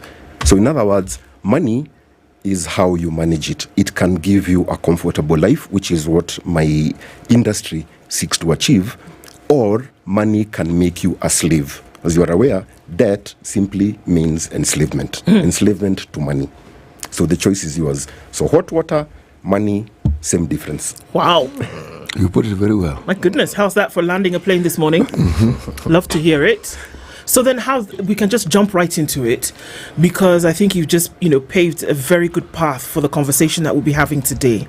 I mean, though we are looking specifically around, it just is able to open up. We're looking specifically at unit trusts and bills and bonds, but then we're also looking at practical investment choices for Kenyans. Let's start from the beginning, though. Tell us a little bit about Zimele and how you're established, what you do. Zimele Asset Management has been around for more than 26 years. Our main goal or our main mission is actually to empower individuals from all walks of life to achieve their goals in life. And we help them to achieve these goals through saving and investment solutions. So name any goal that you have, because by and large, given who we are, we have aspirations. The minute you get to a certain age, assuming the working age, you have certain aspirations. You want to do things with your life. You want to grow personally. You want to buy things that will, help you make life better. So that's where we come in. So we help you manage your finances through saving and investment to get you to this destination, which is your goals. Yeah, and we do that through unit trusts, which are really a coming together of like-minded individuals where they put their money together. The money is invested collectively in various assets, and the gains go back to the individual, and they use those gains to be able then to achieve their goals in life. So if you will, the unit trust is like a vehicle. The goals are the destination. So the unit trust is a destination to get you to your goal. Okay. Sorry, the unit trust is a vehicle to get you to your destination. Absolutely. So that's how we come in. Okay. Yeah. So now let's just break it apart and let's just make it for us to really understand, to be practical here, because unit trust, I mean, it sounds so bougie, and you should think I have a couple. Can you see I have a couple of unit trusts put away somewhere? You see, this is the thing. For us to really understand what is a unit, because we're going to build bonds as well. What is a unit trust really? I'm taking 20,000 shillings. Am I essentially putting it in a trust? Is it going to gain interest? And then later on, will I be achieving a profit to put me somewhere? open it up for us to understand what exactly it is. I think if it was to break it down, as you've requested, it's not really complicated. The name is a bit intimidating, unit trust. Reason being, they have not been around for long. I would say we are like the new kid on the block as far as financial services are concerned. Banks have been around forever. Insurance companies have been around forever. SACCOs also have been around for quite a while. We've even had land buying companies, which have been around for a long time. Unit trusts, on the other hand, are just slightly over 21 years old. We have been around for longer than that because we were existing in a different structure. But if you think about the problem, what problem are these entities seeking to solve? Because business is all about problem solving. So the problem here is, and I'll give you an analogy again in the methodology of Proverbs. If you want to go fast, go alone. If you want to go far, go with others. So going alone, or if you want to go fast, that's how you go and try and put together all sorts of investments that you can come across. So given how much money you have, so you can go and buy treasury bills, you can buy treasury bonds, you can go and buy a piece of land for speculative purposes, you can even get into business ventures and so on and so forth.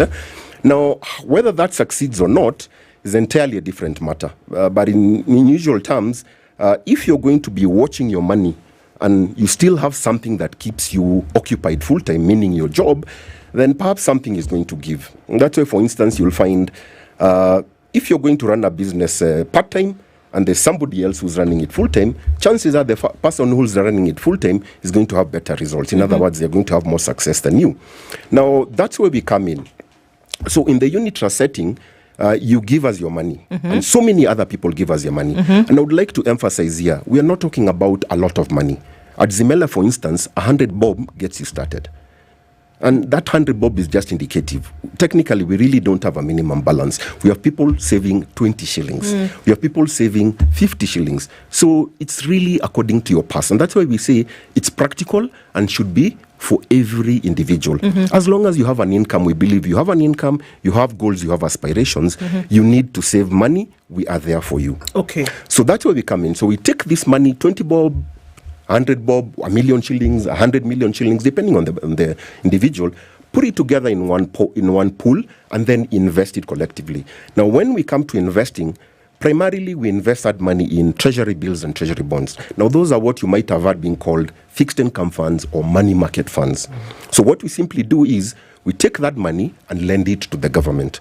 And I can tell you right now as we speak, there's probably no other venture that is as profitable as lending money to the government. As they say, every problem, if you flip it, becomes an opportunity. The same government that you're saying is indebted, same government that you're saying is going through austerity, has to borrow. Now, who does it borrow from? Primarily, it has been borrowing from banks. But you can also lend money to the government.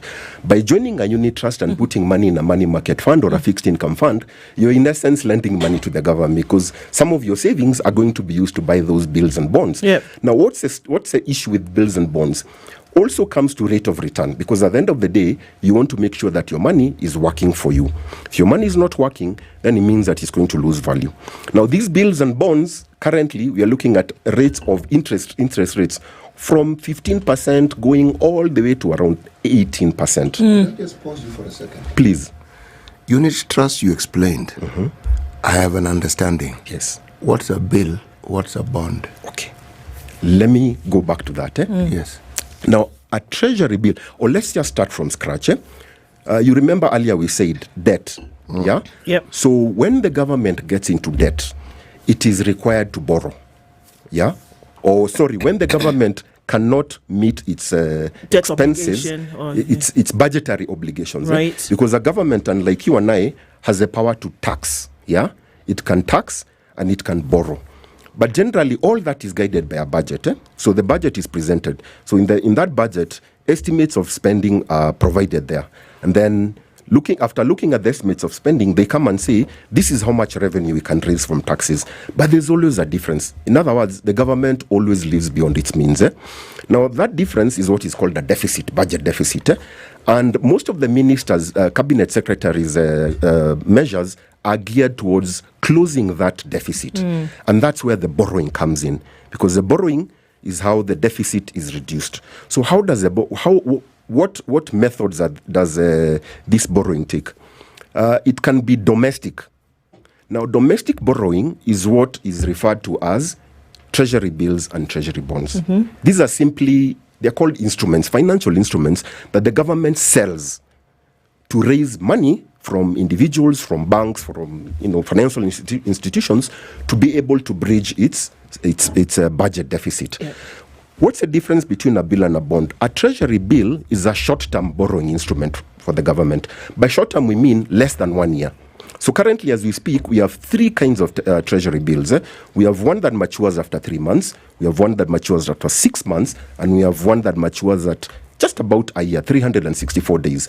And the longer the duration, the higher the rate of interest that it's supposed to give you. The 1 year maturity comes in at around 16%. So if you're to put your money there, minimum amount 100,000 shillings, should get about 16% interest. So you come back when you get 16,000 shillings? Absolutely. Okay. So that's a treasury bill. Yes. Bill, short term. Bond, long term. So a treasury bond is how governments borrow long term. So a treasury bond will have a maturity of 2 years, and currently we have one that was issued quite a while back that has a maturity of 30 years. In some countries, you can even raise that maturity to even 50 years and beyond, based on how the confidence is in the markets. So that's the difference. At Treasury what percent? bills, Same percent? No. Treasury bonds come in at a higher percentage because you're lending for a longer duration. Okay. So generally, the longer you're lending money, the higher the compensation you should be given. Therefore, the higher the rate of interest. Yes. Okay. So that's bills and bonds. Okay. Yeah. So where do you suggest or where do you recommend that folks who have, some money to then invest should put their money? Now, as I said earlier, in the same spirit of Proverbs, if you want to go alone, if you want to go fast, go alone. If you want to go far, go with others. So here, if you really want to go fast, as in you want to go, then you go directly into these instruments. So put your money together. How much do you need? 100,000 shillings for treasury bills, 50,000 shillings minimum for treasury bonds. Now you need to ask yourself, how many individuals have that kind of money on a regular basis? Treasury bills are sold on a weekly basis. So they have what they call auctions. And they are usually conducted by the Central Bank of Kenya. So in each auction, to participate, you need a minimum of 100,000 shillings as an individual. Treasury bonds, on the other hand, are usually sold on a monthly basis through an auction as well, through the Central Bank of Kenya. Central Bank of Kenya is the government's borrowing agent. For treasury bonds, you need a minimum of 50,000 shillings. Now, you need to ask yourself, would you be having this money lying around on a monthly basis, on a weekly basis, waiting for you to put it into these instruments? Not forgetting that you have other needs and not forgetting that there are other dynamics at play. And that's where unit trusts come in, like now the Zimela unit trust. Now, with the unit trust, you really don't need to have that 50,000 shillings every month, or you don't need to have the 100,000 shillings every week.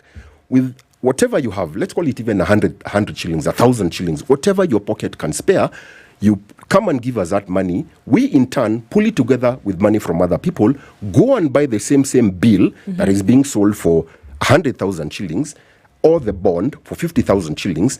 But here is the catch. The interest that you earn from there, we give that to you, less a fee. So you're actually better off, because anytime you have money, it doesn't have to be 50,000 shillings. It doesn't have to be 100,000. Whatever amount you have, that 100 shillings, that 1,000 shillings, that 10,000, depending on your pass, bring it to us at whatever interval. We will put it into those instruments and you will earn that interest. And the catch is here. If you need the money, what happens? Now, in the case of buying directly, this going, if you want to go walk fast, you go alone. So if you go directly and buy these bills and bonds, you will have to hold them until maturity for a treasury bill, because there's no what they call a secondary market where you can go and sell the treasury bill before it has matured to get you back your money. You have to wait it out. Waiting it out means waiting for either 3 months, 6 months, or 1 year. Now, the problem is, life, emergencies happen. Yes. Needs sometimes come calling without any notice. So you need a ready source of funds, or rather where your money is should be a place also where you can easily get it back. And that's where we come in. So in as much as you are putting this money aside, if you need your money, same day you will get your money. Okay. Yeah. Now, can you have concurrent bonds and bills? Because you said the central bank, for example, is selling these bonds, is selling the bills weekly and is selling bonds monthly. So can you, as an individual, or if you come together with several people, say, okay, well, we've got 100,000 shillings this month, or we've got it this week. Can we come together as 10 people who have some 10,000, put it in the weekly bill, come next week, get another bill, come next week, get another one? Can Zimele now say, okay, guys, we see that maybe you have some money coming in. So can you have concurrent bills? And can you have concurrent bonds? Because I would imagine that what this does is that the profits, just take the 16,000 shillings, for example, could be coming to you regularly. Is that something that you could do? Yeah, you could do that. I feel a butt coming on. But now, if you're to do that outside this unit trust structure, there are certain dynamics that you'd have to consider. So, for instance, if you're coming together with a group of people, that would essentially be a chama, isn't it? Now, how much money can you raise through this chama to be able to participate effectively? Now, as it is, we're handling chamas as well. We have something called the Zimele Chama Manager. Same setup. If you have a chama, join, put your money there, earns in the same way. But now, here's what I was trying to say. Now, the challenge here is how do you then do the administration to determine so and so's share is this, because apparently it's likely that people will be contributing in different amounts. So somebody has to keep tabs of that. And unfortunately, given that we are likely to be full-time engaged in something else, record keeping kind of falls behind, and you have issues. Other people are not, coming through their contributions that they should, and then all of you start falling behind. Now, if you to think about it, the unit trust is like a very big chama, but with a very, very strong governance structure. And what do I mean by that? Perhaps this is where the strength of the unit trust comes in. You remember, it is how to get far, because it means you can expect to be saving and investing in a unit trust for as long as you're around, because the governance structure is what will ensure that this entity will continue existing into the future. And what do I mean by the governance structure? According to the regulator, in this case the Capital Markets Authority, every unit trust has to conform to a particular structure. One, it needs to have a trustee. The trustee is simply like a board of directors who oversee the overall running of the unit trust and safeguard the interest of the members. So any issue affecting the members, the trustee is supposed to jump in and ensure that everything is sorted out. They're also supposed to ensure that money is being invested in the right places according to the guidelines and rules and so forth. Next to the trustee, you have another person there called the fund manager. The fund manager or investment manager is simply the person who is charged with directing where this money needs to go. So once the money has come together in that one pot, they are the ones who say so much percent should go to treasury bills this week, so much percent should go to treasury bonds, so much percent should go to... There are so many other investments that they are also allowed to invest in. And then there's a third entity they are called a custodian. And as the name suggests, a custodian is a safekeeper of the assets of the unit trust. So all the monies that are collected from the members and all the investments that are made by the unit trust are held in custody by the custodian, who is required to be a commercial bank for obvious reasons. So with that structure, checks and balances, and you have a regulator at the top, Capital Markets Authority, you have a very, very solid structure where as long as you've put in your money, you're sure to get what you're looking for. In other words, your needs or your goals will be met. The money will be invested in treasury bonds, treasury bills. You will get your interest and you will be able to achieve your goals. Outside that structure, all sorts of things can go wrong. Money can be easily diverted into other places, and you've had those things. Yeah, so those ones are less likely to happen under the unit trust structure. Do SACCOs do the same thing that you do in terms of how they invest their money? They do the same thing with only one caveat, that they lend money as well. So SACCOs will collect money from deposits, and primarily they are lending. They are lenders, really. So they will lend that money to their members. Now, the only challenge there is whenever there's that lending component, especially to individuals, there's always the default, the issue of default.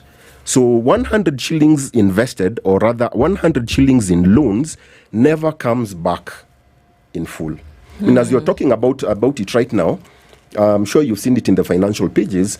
In the banking, if you were to take the same analogy to the banking sector, of the total loans that they've created, 16% are not performing. What does this mean? Money that has been lent to individuals, money that has been lent to companies, they've not been able to recover this money for various reasons. Some of these companies might have gone under, some of these individuals might have lost their jobs, they're not able to pay back their loans and so forth. So the SACCO setting presents that risk, that the money might not come back in full.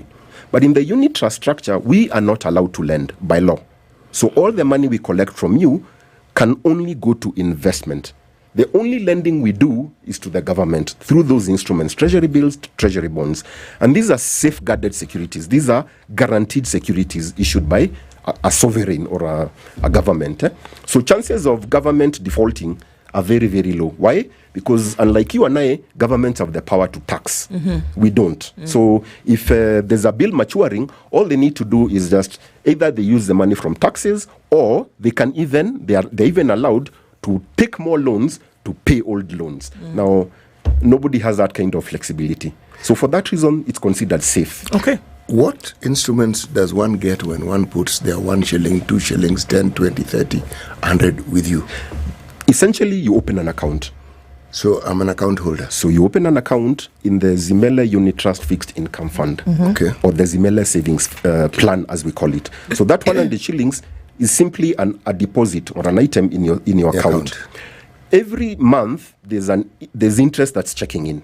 So you'll be able to see how much interest you're earning. If you have another 100 shillings the following month, put it there. You'll see it there in the statement. In the other month, the 200 shillings qualifies for interest, and it continues growing. So beyond just accumulating the interest, I cannot use this money to safeguard or to guarantee me to borrow. You can. How? You can actually go to a bank, tell them, this is how much money I'm holding at this unit trust, and I need to get a loan of this much. So this would actually be like your security. Okay. So you can actually use that to borrow. All right, let's take a break at this point. I know Jesse wants to jump in, but we'll do that when we come back. Let's continue with this conversation about really essentially what to do with that shilling that you save and how you can actually invest it. The CEO of Zimele Asset Management, Isaac Juguna, is here with us, and we're having that conversation this morning. Important ones to have when things sometimes do look crippling. We'll be back after this.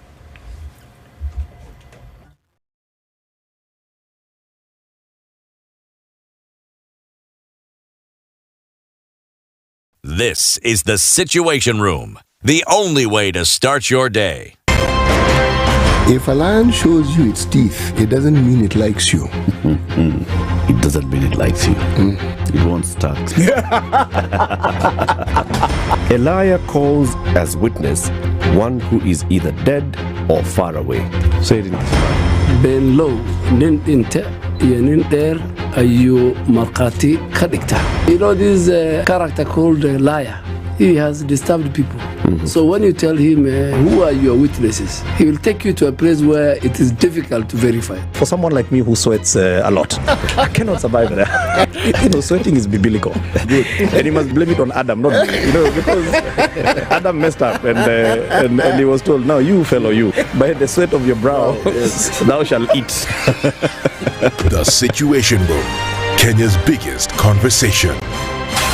The weather with SpiceFM. 14 degrees, highs of 20, and we'll see highs of 23 in a partly sunny Nakuru at 15. It's 14 and cloudy in Nyeri with highs of 20, and at 13 it's sunny in Eldoret, highs of 22.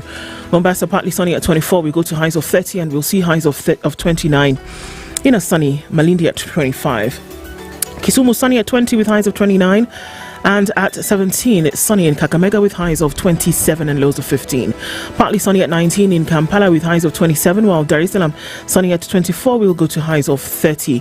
It's 12 degrees and partly sunny in Johannesburg with highs of 24, and we're looking into a partly cloudy and sunny Mogadishu at 26 with highs of 29, 12 degrees and sunny in Addis Ababa, highs of 21, and Lagos is partly cloudy at 25 with highs of 30, and we'll see highs of 30 in a clear Kinshasa at 23.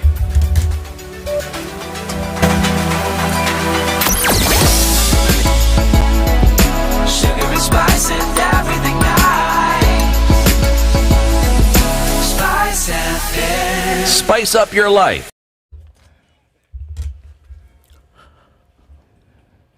It's really busy in the city this morning, and we're looking at traffic coming in heavy on the Thika Superhighway from the Allsops Junction, and even before that, Garden City coming through towards the Pangani Tunnel.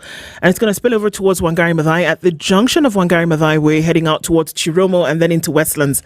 That has already started to build up, and we're seeing a trickle of traffic then getting through towards Muranga Road, coming in and then trying to disappear through Kipande, and that looks like it's going to be busy for some time. There's also quite some traffic that is coming out of Mzima Springs, Lavington. It's finding its way through to Kileleshwa and then getting out towards Chiromo, but that is very slow. Valley Arcade has chalked up quite some. Coming in from the junction, Riara Road, and then also looking into traffic that is coming off of Gitanga Road out towards James Gishuru, and then through to the Red Hill Link Road. It just is busy everywhere you look this morning. Ngong Road is also contributing to this. Kikuyu Road coming into Naivasha Road, traffic has piled up quite some. It is a busy Wednesday, and one must ask, what exactly is going on? But either way, we're going to try and navigate it. Langata Road, busy going towards Rilo Dingaway, out then towards Uhuru Highway on this other side. Mombasa Road, not looking too bad, but there are options for you this morning. Jogoro is also very, very busy. Doesn't matter where you're coming in the city this morning, there's traffic. But we'll try and navigate it. Also watch out for Kangunda Road. Avoid some of these if you can, but let's talk in the meantime.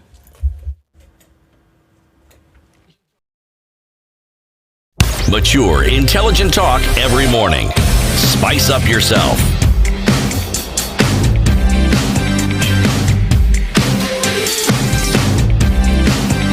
Mornings done right. 4 minutes to 8 o'clock. Isaac Njuguna, who is the CEO of Zimele Asset Management, is in the studio with us this morning, and we're talking about essentially what you can do with your money. Jesse? Well, I was looking for keywords, and I'll come in as a, how should I put it, Gen Z enthusiast. Someone who's just joining the job market, might not have too much money to invest.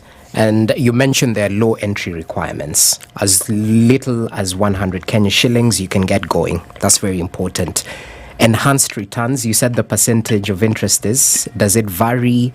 If I decide to invest using Zimele and someone else goes with an insurance company, say Britam, does the interest rate vary? So I should make an informed point of view. I should make an informed decision when picking which particular asset management company to go with. Kindly tell us that. Equally, is it ideal for long or short-term investments when you're talking about unit trust? Because we're dealing with a generation that wants, how do I put it, instant gratification. They might look to invest and get money as fast as possible. So is this a long-term or short-term investment? And equally, I'll have to poke holes into the credibility of government paying back. There are those who might look as, this is similar to government not repaying pending bills. You can, you might be looking at a, pyramid scheme or something. So for those who are of little faith, how do you give them an assurance that despite the poor repayment record by government in other sectors, when you come to unit trust and invest in perhaps bonds or treasury bills, you are assured of your return? Yes. Okay, thank you for those questions. Number one, I would like to inform you that a very interesting dynamic so far. The Gen Zs are actually majority of our members. Interesting. We serve a whole spectrum of individuals, from students all the way to people in retirement.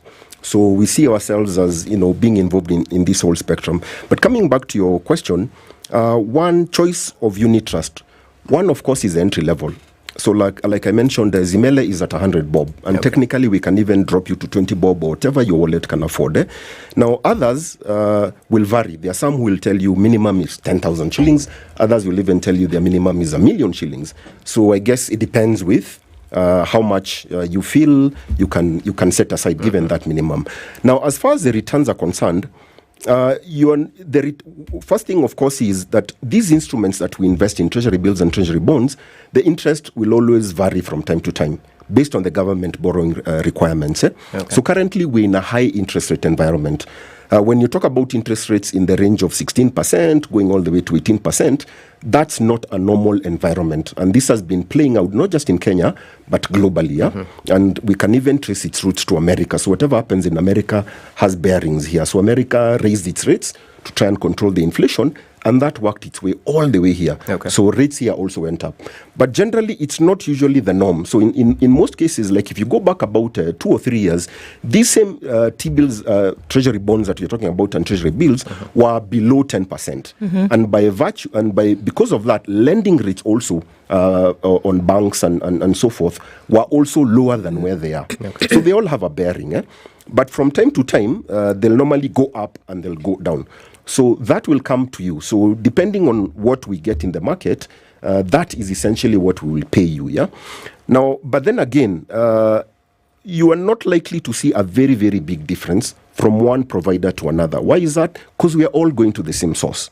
So if we're all going to the same source, we are buying the same bills this week, we are buying the same treasury bonds and so on, then it is not likely that anybody can tell you that they have a considerable advantage over the other. So for instance, if I tell you that, say, we're able to give you, say, 14% after everything has been deducted.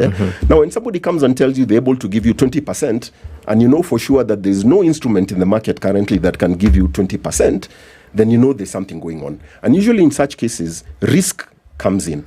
So the higher the return that is being quoted, outside what would be considered to be the average, just know that you're also embracing a higher level of risk. And what risk means is that it increases then your likelihood of getting into situations that you probably want to avoid. Now, as far as government stability is concerned on these instruments, I would like to assure you that treasury bills and treasury bonds are totally different from pending bills. These are not obligations that the government pays when they feel like, because that's the unfortunate bit with the money is owed to suppliers. The government will take money, will contract you, and then when it comes to payment, they tell you, okay, wait, we have so many things we are trying to sort out. Give us time because we so and so paid us, or rather so and so built this road like 5 years ago, and we are still trying to sort them out. And I think right now the figure is trending to over 800 billion shillings. Okay, but for treasury bills and treasury bonds, these ones are safeguarded by law. Government is required to pay.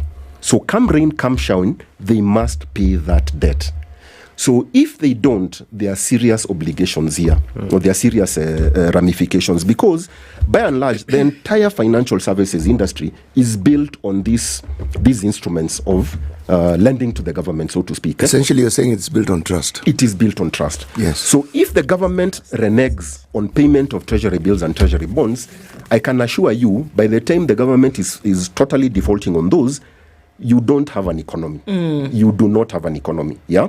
And in cases where that has happened, or rather, let me just put it differently, in the case where you have a functioning democratic state, it is not likely to have a default on domestic debt. And has it ever happened? Let me make that qualification. Okay. There are two categories of government debt. There's domestic debt and there's external debt or foreign debt. Yes. Now, domestic debt is actually like a merry-go-round. Government issues new debt to pay old debt. So that one you can rest assured, chances of defaulting are close to zero. Okay. Why? Because also the government is issuing in its own currency. It is the one that creates the currency, and it is the one that is borrowing, and it is the one that has the power to tax.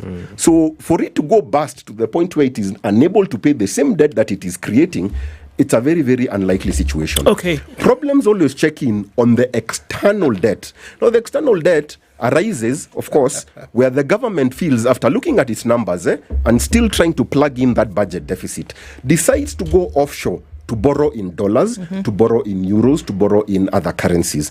You remember the euro bonds, That's how the external debt comes in. But the external debt can take different forms. The government can choose to go to private lenders, which is where the Eurobond was coming in. Now, the danger in that is that you're borrowing at commercial terms. You're borrowing at very expensive terms.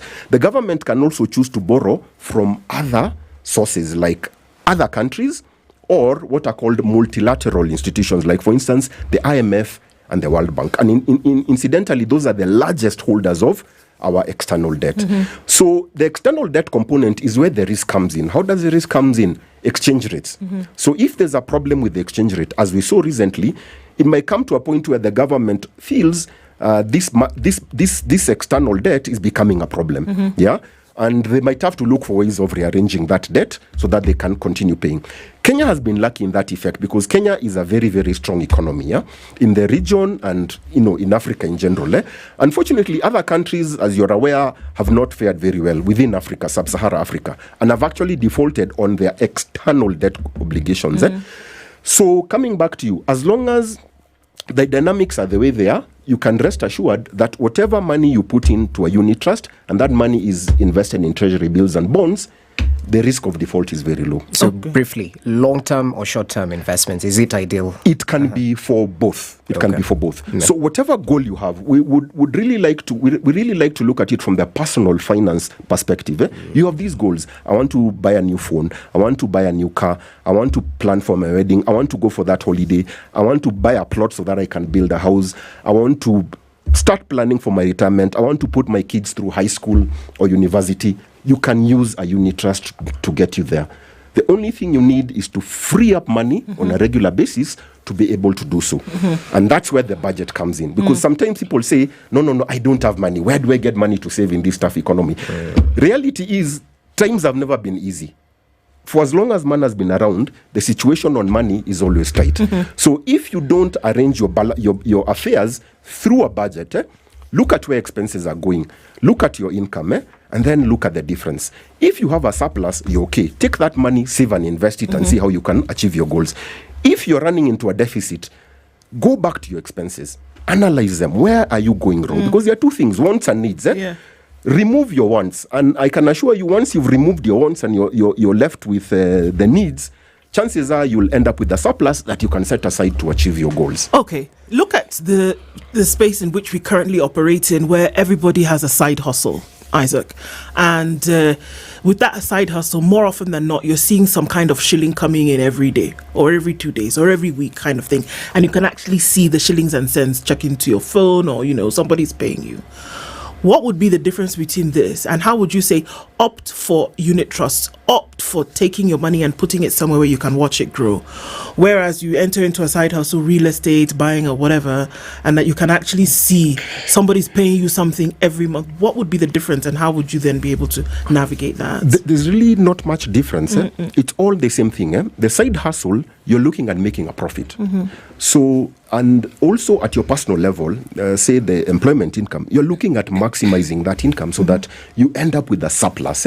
So in all cases, we are looking at the pursuit of a surplus. But the question is, once that surplus is realized, so for instance, you've done your side hustle, somebody else has a business that's doing very well, they've managed to make a profit and they've paid themselves dividends. What do you do then? That's where we come in. What do you do with the surplus? What you do with the surplus is where we come in. Okay. So, and that's what I was saying, the budget at the individual level will be your tool, will be your guide to generating that surplus. And it's very easy. These days, there are apps that can help you do that. And just to challenge the audience, just take your M-Pesa statement. These days, I believe, there's almost no item that you can buy that you would not be able to use, mobile money. So take your take your M-Pesa statement and just go through it, the expenses, download it and go through it in detail, each and every item. I am telling you, you will start knowing the kind of person you are, because you'll see things that are not making sense. Just and from the that charges? And that is where your money has been going. You go somewhere, you see new things. You see nice shoes. Let me get those. You go somewhere else, you see people are telling you, there's this happening. Here. But see, before you know it, there's no money left. And then you're wondering, how is it? Every month, money comes to me, but I have nothing left at the end of the month. Therefore, I can't save, I can't invest, I can't grow. No, you need to look at your expenses. If you look at your expenses, and we always say there's no such thing as a lot of money and there's no such thing as little money. You might find somebody with a very, very modest income getting ahead by far than somebody with a number with very many digits after it. Money management is the key, and the budget is a starting point. And that's what we always insist. Go through your expenses, go through them with a tooth comb. Are you living within your means? That's a principal guide. Try and live within your means. And living within your means also has another connotation. Don't please try and stop impressing people. If If you can avoid impressing people, you are going to live a very comfortable life. Because by and large, at the end of it, what we'd like to see ourselves doing is helping you achieve a better life experience through managing your money. Why? Because money is usually the source of stress. It can be the source of stress. It can be the source of comfort. Or lack of it. Or lack of it. Yeah. So we say, if you don't manage your money well, if you don't watch out for these things, you don't do your budget, you don't watch your expenses, you're busy trying to please everybody, you're getting, you're living outside your means, meaning you're getting into debt, you will always be the slave of money. And you will work your entire life and you'll have nothing to show for it. So manage your money. Manage your money using a budget. Manage your money living within your means. Try as much as possible to keep your ego in check. Don't try and impress others. It doesn't get you anywhere. And of course, try as much as possible, whatever surplus you generate, save and invest that money in the right places. And also, make sure your money is protected against inflation.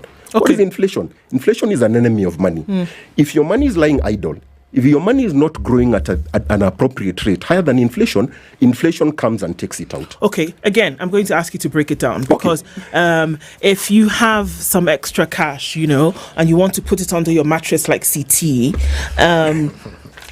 you're essentially saying that this boogeyman called inflation could come and take it away. How exactly does this work? Because again, it's one of those words, it's like unit trust. When we hear inflation and we're like, okay, so what is this thing? And they tell us it's 7% or it's 4% or in some countries it's 46%. What does it mean? And how then does it affect money that you put under your mattress essentially? In simple terms, inflation is actually an affliction of money. Money is like an organism, if you're to think about it that way, and it therefore is prone to this infection called inflation. And the only way, now, what does inflation do? Or simply, what is inflation? Inflation simply means an increase in the general level of prices of goods and services. So for instance, today, you go to the shop, and that's how you know inflation. As you said, it sounds very abstract. Wow, what is it? Currently, we are saying inflation is what? 4.4%. What does that even mean? It might not mean a lot. You will not see it at all. But believe me, you are going to feel it. How do you feel it? Have you ever gone to the supermarket or to your retail shop and done your shopping? The usual shopping you do. You haven't added a single item. And then you realize, wait a minute, where has all that money disappeared to? Yeah? There's a time you could say 1,000 shillings could fill a trolley. A couple of years ago, isn't it? Now these days, if you walked in with a 1,000 bob, I can assure you, you don't even need a carrier bag. Even that basket, you may probably carry a few things in your hands, isn't it? So that's inflation for you. That's how inflation manifests for you. So how do you protect yourself against inflation? Make sure at all times your money is working. Money doesn't like being idle. Money has to grow at a rate that is higher than inflation. Now, automatically, when you put it into a unit trust like the Zimele savings plan, because we are paying you a rate of interest that is always higher than the rate of inflation, your money will always be protected against inflation. You don't have to worry about that. However, if you're putting your money in a place where it is earning 0% in interest, or the proverbial mattress account, or where it is earning a rate of interest that is less than inflation, which is 4%, you are going to be in trouble. Why? The value of your money will be eroded constantly over time. When you talk about inflation, it's like this very heinous animal that can actually consume you while you're asleep. There's always the question of what causes it. Inflation is a combination of very many factors. One, if you look at our situation, for instance, we have two main culprits. One is food prices. And in food prices, if you're to break it down, because our agriculture is dependent on rain, it's a do or die situation. Depending on water or on rain? On water. Let's say water. And in turn, that water is fed with rain. So if it fails to rain, or if it rains and the rainfall is not sufficient, we have problems. Food production suffers, and therefore prices of veggies, prices of cereals, everything goes up. So that's food inflation. And unfortunately, food inflation has a very, very high component in our everyday budget. Second item also that makes inflation to be a bother is energy prices. Now, energy prices checks in different ways, but the main culprit is really fuel. Why? Because we do not have our own fuel here. Our oil, petroleum, we have to import it. It is probably one of the largest import components. about a quarter or so of our total import bill. So because we are dependent on international prices for which we have no control over, every time international fuel prices spike, you can expect local prices also to spike in time. And that causes prices to go up. Why? Because it captures everything, transport, production, everything.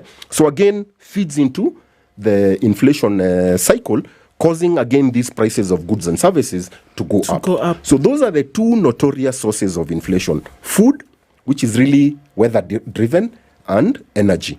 So in other words, if you're to think about it from another perspective, if we were to move our agriculture to irrigation driven, so therefore we are not waiting for it to rain, we would tame food inflation.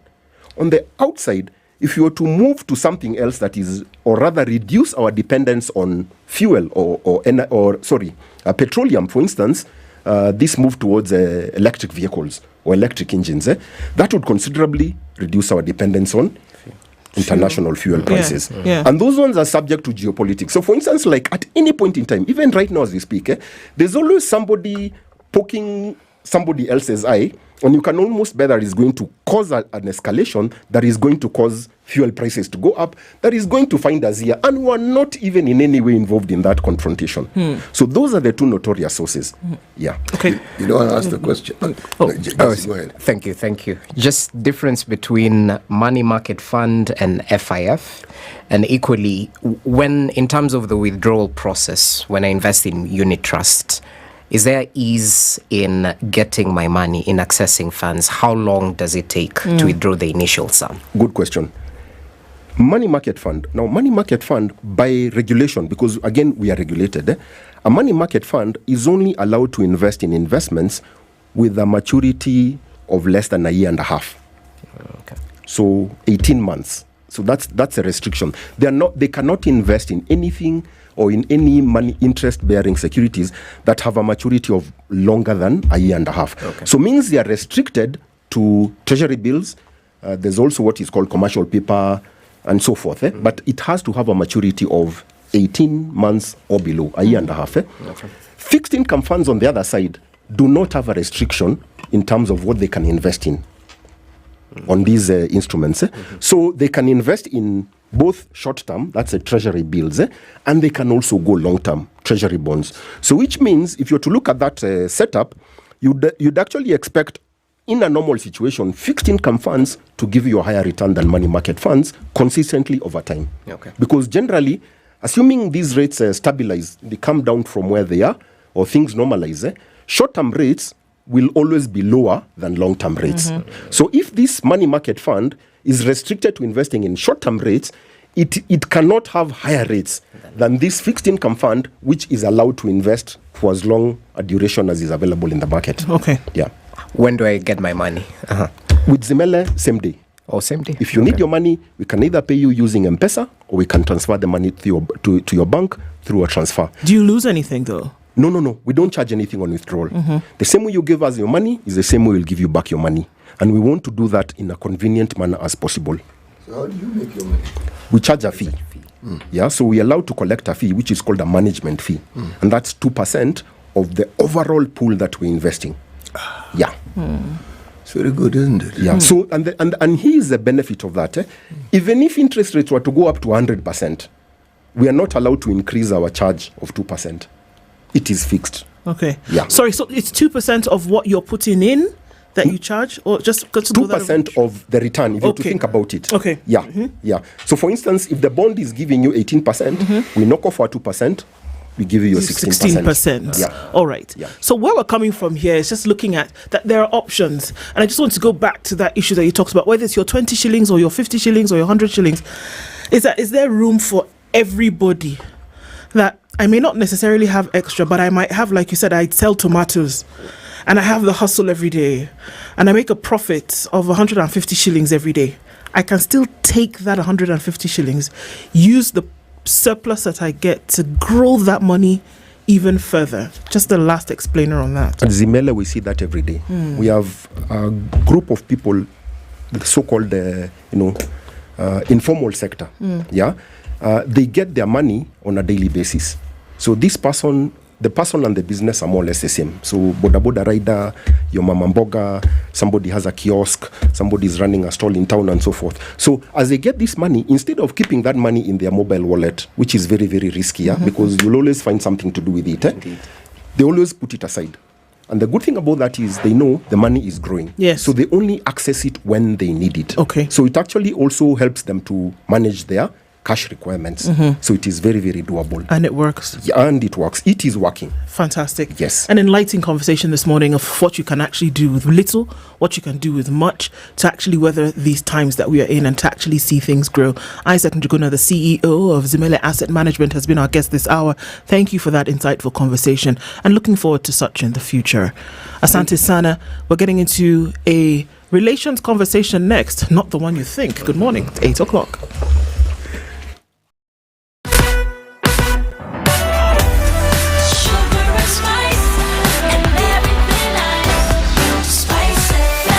Spice up your life. It's now 8 a.m. Get effective relief from strong pain with Panadol Extra. Panadol. Relief starts here.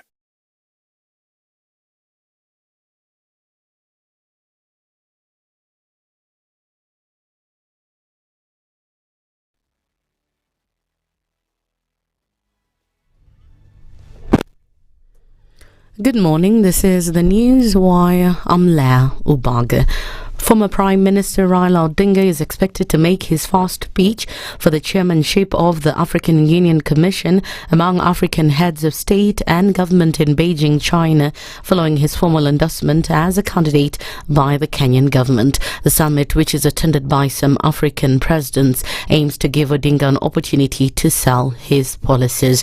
Foreign Affairs Secretary Korir Sing'oei and former Kenyan ambassador to the United States Elkanah Odemba, who are leading Odinga's campaign, have emphasized that the government will do everything possible to ensure that he succeeds. Sing'oei and Raila will have the opportunity to become Kenya's candidate to highlight his vision for the African continent to the heads of African countries meeting in Beijing. Sorry, I'll take it again. Sing'oei says Raila will have the opportunity to become Kenya's candidate who'll highlight his vision for the African continent to the heads of African countries meeting in Beijing. In the AUC chairmanship race, Odinga is facing it off with Djibouti Foreign Affairs Minister Mahmoud Yusuf, Anil Gayan of Mauritius, and Richard Randriamandrato of Madagascar.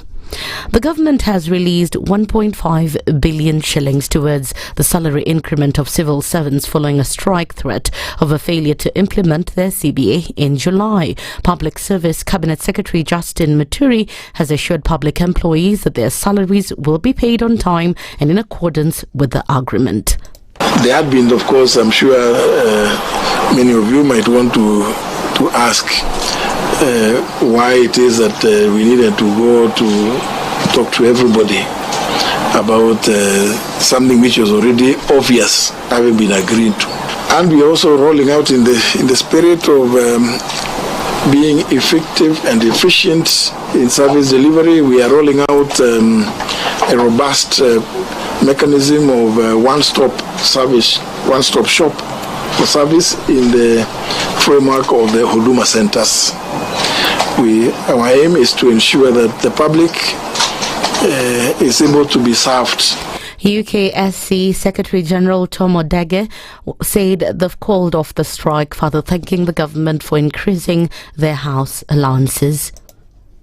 Today, I want to announce officially that the threat to go on strike is fully discarded because our interest and the reason why we were calling the strike has been fully fulfilled. I want to appeal to all civil servants that let them now, from today, consider the CBA fully implemented.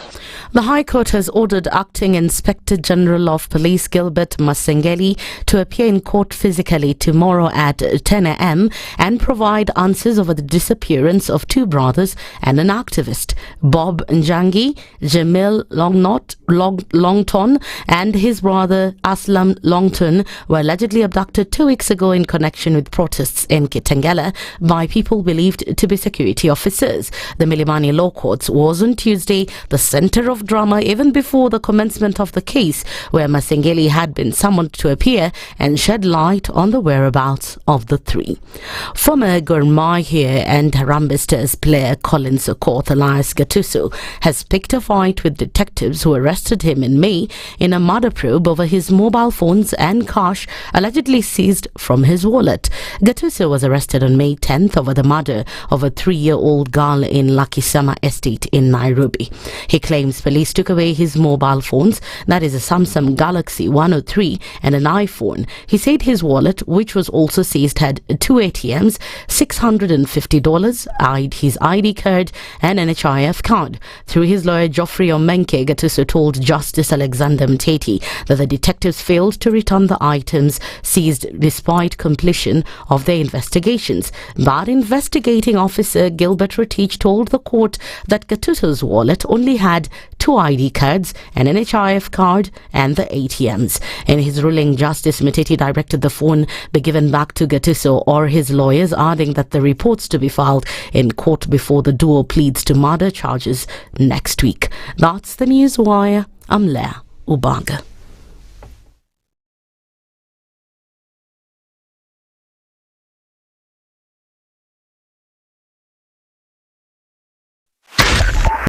.5 Spice FM, Kisumu. When you're impeached, you're impeached. When you're sentenced, you're sentenced. Madam Chief Justice. Until the sentence is set aside. Ukibeba vitu kwa roho utakufa. If you carry things in your heart, you will die. The reason for which you went to school and then gathered experience, that reason must be paid for. All right. Oh, okay. This level. Shape up or ship out. Levels don't change. No. Since I'm not shipping up. You're my business partner here. Shipping out. Are we talking about the sheep in the bathtub? Or the sheep man? Emmanuel Talabu used to tell us a story of they were in school and they've been told to write composition about a sheep. His classmate raises a hand. Teacher, are you talking about the sheep or a sheep goat?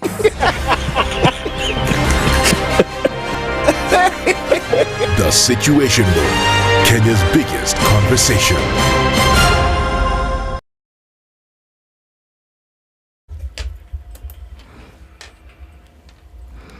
all right, so a few minutes after 8 o'clock. I know it's kind of cloudy outside and the fog is pretty low, but traffic moving all the same.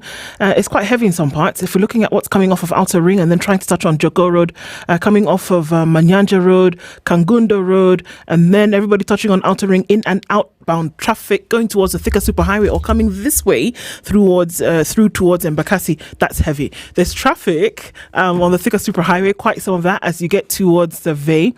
And Wangari Maathai Way for the last couple of days has been kind of iffy because as you're coming off of that road, going towards Chiromo in the Westlands direction or coming roundabout through Uhuru Highway, there's a lot of traffic here, quite some folks trying to traverse that. If there's something off there, do let us know. Also, as you get towards the Globe Cinema roundabout, there's some traffic. Also on Moy Avenue as you head into the city, crazy. Raila Odinga Way coming off Langata Road, then touching on Aerodrome, going towards Uhuru Highway. That is very, very busy. I'm just trying to let you know so that you can think about a route and you might want to turn around if you need to.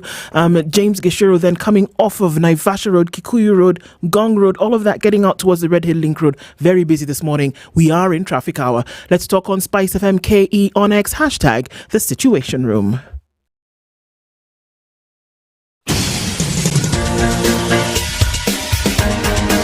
This is The Situation Room, the home of hard-hitting political commentary and penetrating insights about the state of the nation. This is a talk radio experience like no other. The Situation Room, a place for hard truths, debates, and elevated conversations. The Situation Room, witty, political, engaging, deep, controversial. In the room, we have C.T. Muga, researcher, academic, seasoned political observer, a fountain of wisdom in these politically uncertain times. Ndu Okoh, Nigerian by birth, Kenyan by choice, communications expert, Pan-Africanist, a truth seeker and believer in people power, and Eric Latiff, agent provocateur, the man in the chair, seasoned journalist, news hound, a man who believes in punching up, not down.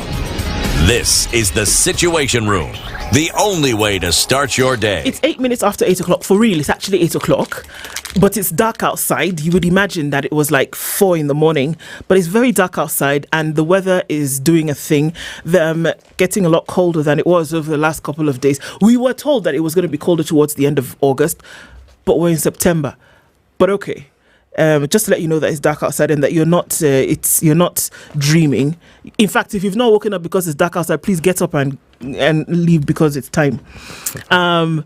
As we're getting into the third hour of Kenya's biggest conversation this morning, and we're getting into a moment where we will look at what it means that the president is in the Far East having these conversations with the Chinese in this bid to have more funding on the table and to then be able to have partnership help when it comes to certain development projects that either want to be initiated or that those that want to be completed. We will be joined very soon by Professor Peter Kagwanja, and we will be looking at the summit, and we'll look at the multi-million-dollar agreements and what they actually mean for Kenya in terms of what will it do for our debt? What will it do for further relations, future relations? It's a story that's also carried in the dailies today. And even as Professor Kawanja gets here, we'll just look at some of these things that have been put on the table. We know now that Kenya has become a member of the AIIB. And you asked that what that is. That is the Asian. What is the name of that? It's the Asian Infrastructure Investment Bank. That is exactly what I was saying. Yes. You see, and it's essentially what it does is that it allows you to then borrow concessionally. You're essentially part of a club, and that you will be considered for certain things. Interest will be considerably lower than what you've done before, and it's a route to market essentially. That you will then be allowed to get more help at a lower percentage, and maybe just then be able to negotiate better. Some of these cases that we've seen where Kenya has got into this throttling debt is that the negotiating aspect of this, either the door has been shut or that it hasn't been negotiated properly. Kenya's currency doesn't allow you to compete right now on the international scale, whereby you'll borrow in your own local currency like what the Japanese do. But here we are looking at a situation whereby, on top of an already difficult situation, Kenya has gone back to the scene and said, you know what, you are our friend, and let us get into talks with you and hold our hand a little bit more. But then we're looking at the question of what it actually portends for Kenya's debt burden, which already is not good. When you're looking at 71 shillings, around about 71 shillings out of every 100, that on the first charge from the consolidated fund goes directly to debt. There's a big problem here. And then the second charge, when you look at pensions and then other payments, one has to ask the question, what is then left for development? And I think this is a key conversation right now, because the president is having conversations that hinge directly on development. And some of the things that he has gone and said during these relations and during this summit, that what we are asking for is the funding that will go directly towards development. In my opinion, on one side, this is a very good thing. Why? Because what it allows you to do is that you've opened your mouth and said, this help or this assistance that we are getting is going directly towards development. You then must see the outcome of it. Is that on the bane of our existence? That's because other conversations that have preceded other borrowings have had a similar narrative. We are borrowing so that we can do this and build this dam and that bridge and to do this and the other. Mm-hmm. And that this and the other didn't quite happen, but the debt remains as a constant. Because with the sort of monies that we say we are paying, if you look at the debt that has brought about that repayment schedule, it means that that sort of amount of money, you say this every other day. If it had been invested in the country, surely would we not see it? Yes. Should there not be a huge difference? But we don't see it. But this is the thing here, because CT, during this summit, it is not, they didn't say our debt burden is too high, please help us offset our debt. No. In the first round of communication, which happened yesterday during the summit, and there was a direct opportunity for Kenya and the President, William Ruto, to have a conversation with President Xi Jinping, the first thing that rolled off the tongue was that the big ticket projects that he discussed were the multi-billion shilling extension of the Standard Gauge Railway. If money comes, that is what we expect to see. The second one was the Rironi Mau Summit Eldoret Malaba dual carriageway, which he said were Nairobi's top priorities in the engagement with China. So if the money comes from China, that is what we expect to see. Other big ticket development projects that have been asked for, you have gone in full glare of the world and you have named them in detail and said, this is what we're looking for support for. That there are key strategic developments that the country needs at this point. And this is the kind of money that we're asking for. Okay, this is the kind of partnership that we're asking for, which otherwise known as money, to make these things happen. So don't you think that there would be a significant problem if, for example, China says, okay, bro, we got you, and says, here, have this, you're part of the big bro club now, you're part of the AIIB, and then at the same time you say you need money for projects and this kind of development, we see you, we got you. Don't you think it would be a little bit of a problem, for example, if you do not see the development of the Standard Gauge Railway? But is this not the narrative that has always existed when we borrowed money? It's not a different narrative, really. Because when the countries that lend us money understand that our laws permit us to borrow for development, it's not that they don't, they know. And the reason why that money is given for development, because when you have development, it then means you've laid the foundation on which your economy can grow. When your economy grows, it therefore means that you have more money. When you have more money, paying back this debt is not difficult. It's like you borrowing money for a business. It's just that as a country, our business is called government. Okay? And the manifestation of this is the many projects. If you build a road, we know what that does. You enable trade, you enable ease of transport. When you build dams, we know what that means. All these things have a meaning to it, which guarantees, if indeed they are fulfilled, that the economy will grow. Okay? Yeah. And it actually ought to grow in leaps and bounds. But we don't see that because the money actually never quite gets to where it's supposed to get. Right here outside the gate of Standard Group, there is some civil works that we were told would take 3 to 6 months. It's well over a year, and it is exactly what it was 6 months before that year ended. It's exactly where it was. Every once in a while, you will see some earth movers parked next to it, literally parked. And then after a week or so, they probably take it where it's actually going to do some work instead of just resting. In transit. Yes. There are many projects that we say have not been completed. Where the problem arises is many of these projects, money was borrowed for them and budgeted for them, which means that the cost of the projects as envisioned was already budgeted for and the money expended. But the projects are incomplete. See? So we have it's not a small problem. This is a gigantic problem, and it's the problem that bedevils us at every turn. Every time we have this conversation, this problem rears its head. So when I hear or read that we are borrowing money, I shudder. I'm actually quaking in my boots. I'm actually in fear. Because this 71% that we pay, what if it gets to 80%? Then what are we going to do? And right now, the government decided 1.5 billion is being given to civil servants. Because they were on strike, yes. Yes, and then there's something about house allowance which has been increased, okay? Now this 1.5 billion, is it what we're going to be paying per month? Is it what we're going to pay per year? Is it what? I thought we said that we're going to freeze these things. Who said? Well, salaries and the commission. Remuneration. Yes, had said. That's no more increase of allowance. Well, they had indicated that there are certain things they're going to cut down. But the point I'm trying to make is this. It's a bit confusing. I understand that you need to borrow at low rates. And this has been the discussion we had for the longest time when we were asking, why are we borrowing commercially when there are options to borrow at concession rates that are easy to repay? The interest rate alone. What's killing us is the interest that we borrowed on.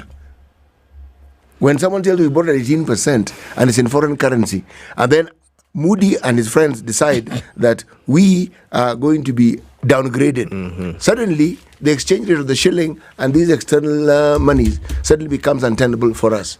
My issue is that there's a guarantee in my mind that the trajectory that will be taken is one that has been historically taken.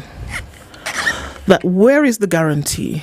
Because this money will come to Kenya in the billions.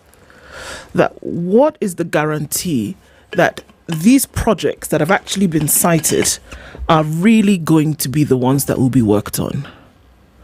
That what is the guarantee that this money will come into Kenya this year, and that in the next 2-3 years you will actually see that the standard gauge railway will be upgraded, and that the Rironi Mau Summit Eldoret Malaba dual carriageway will actually be constructed to completion.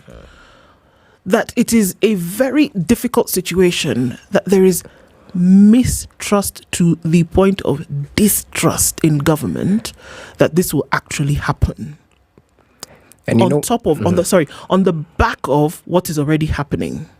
That the 71 shillings that you pay towards debt repayment as this country is actually not enough to cover the debt responsibility. It's not enough. It's still not enough, and it's already a stifling position. And there's no problem in borrowing for development. In fact, it's provided for. There's provisory for it. But the problem is what you actually do with the funds when they come. And that it should be a very scary place for government if your people are a bit worried that, okay, fine, you've gone to get this money, but are you going to actually use it? Because if you don't use it for what it's meant to be for, the responsibility of paying it back is not maybe, it is not if, it is on the backs of Kenyans. You have to. Yeah. And you know, what you're raising brings into contention that perhaps IMF is a necessary evil. Because at the end of the day, we might need someone to police these funds to ensure that they go to the intended purpose. As simple as that. Because it earlier on mentioned that we were downgraded by Moody's, Fitch, and the likes. It begs the question, the impact on accessing credit, especially from the global north.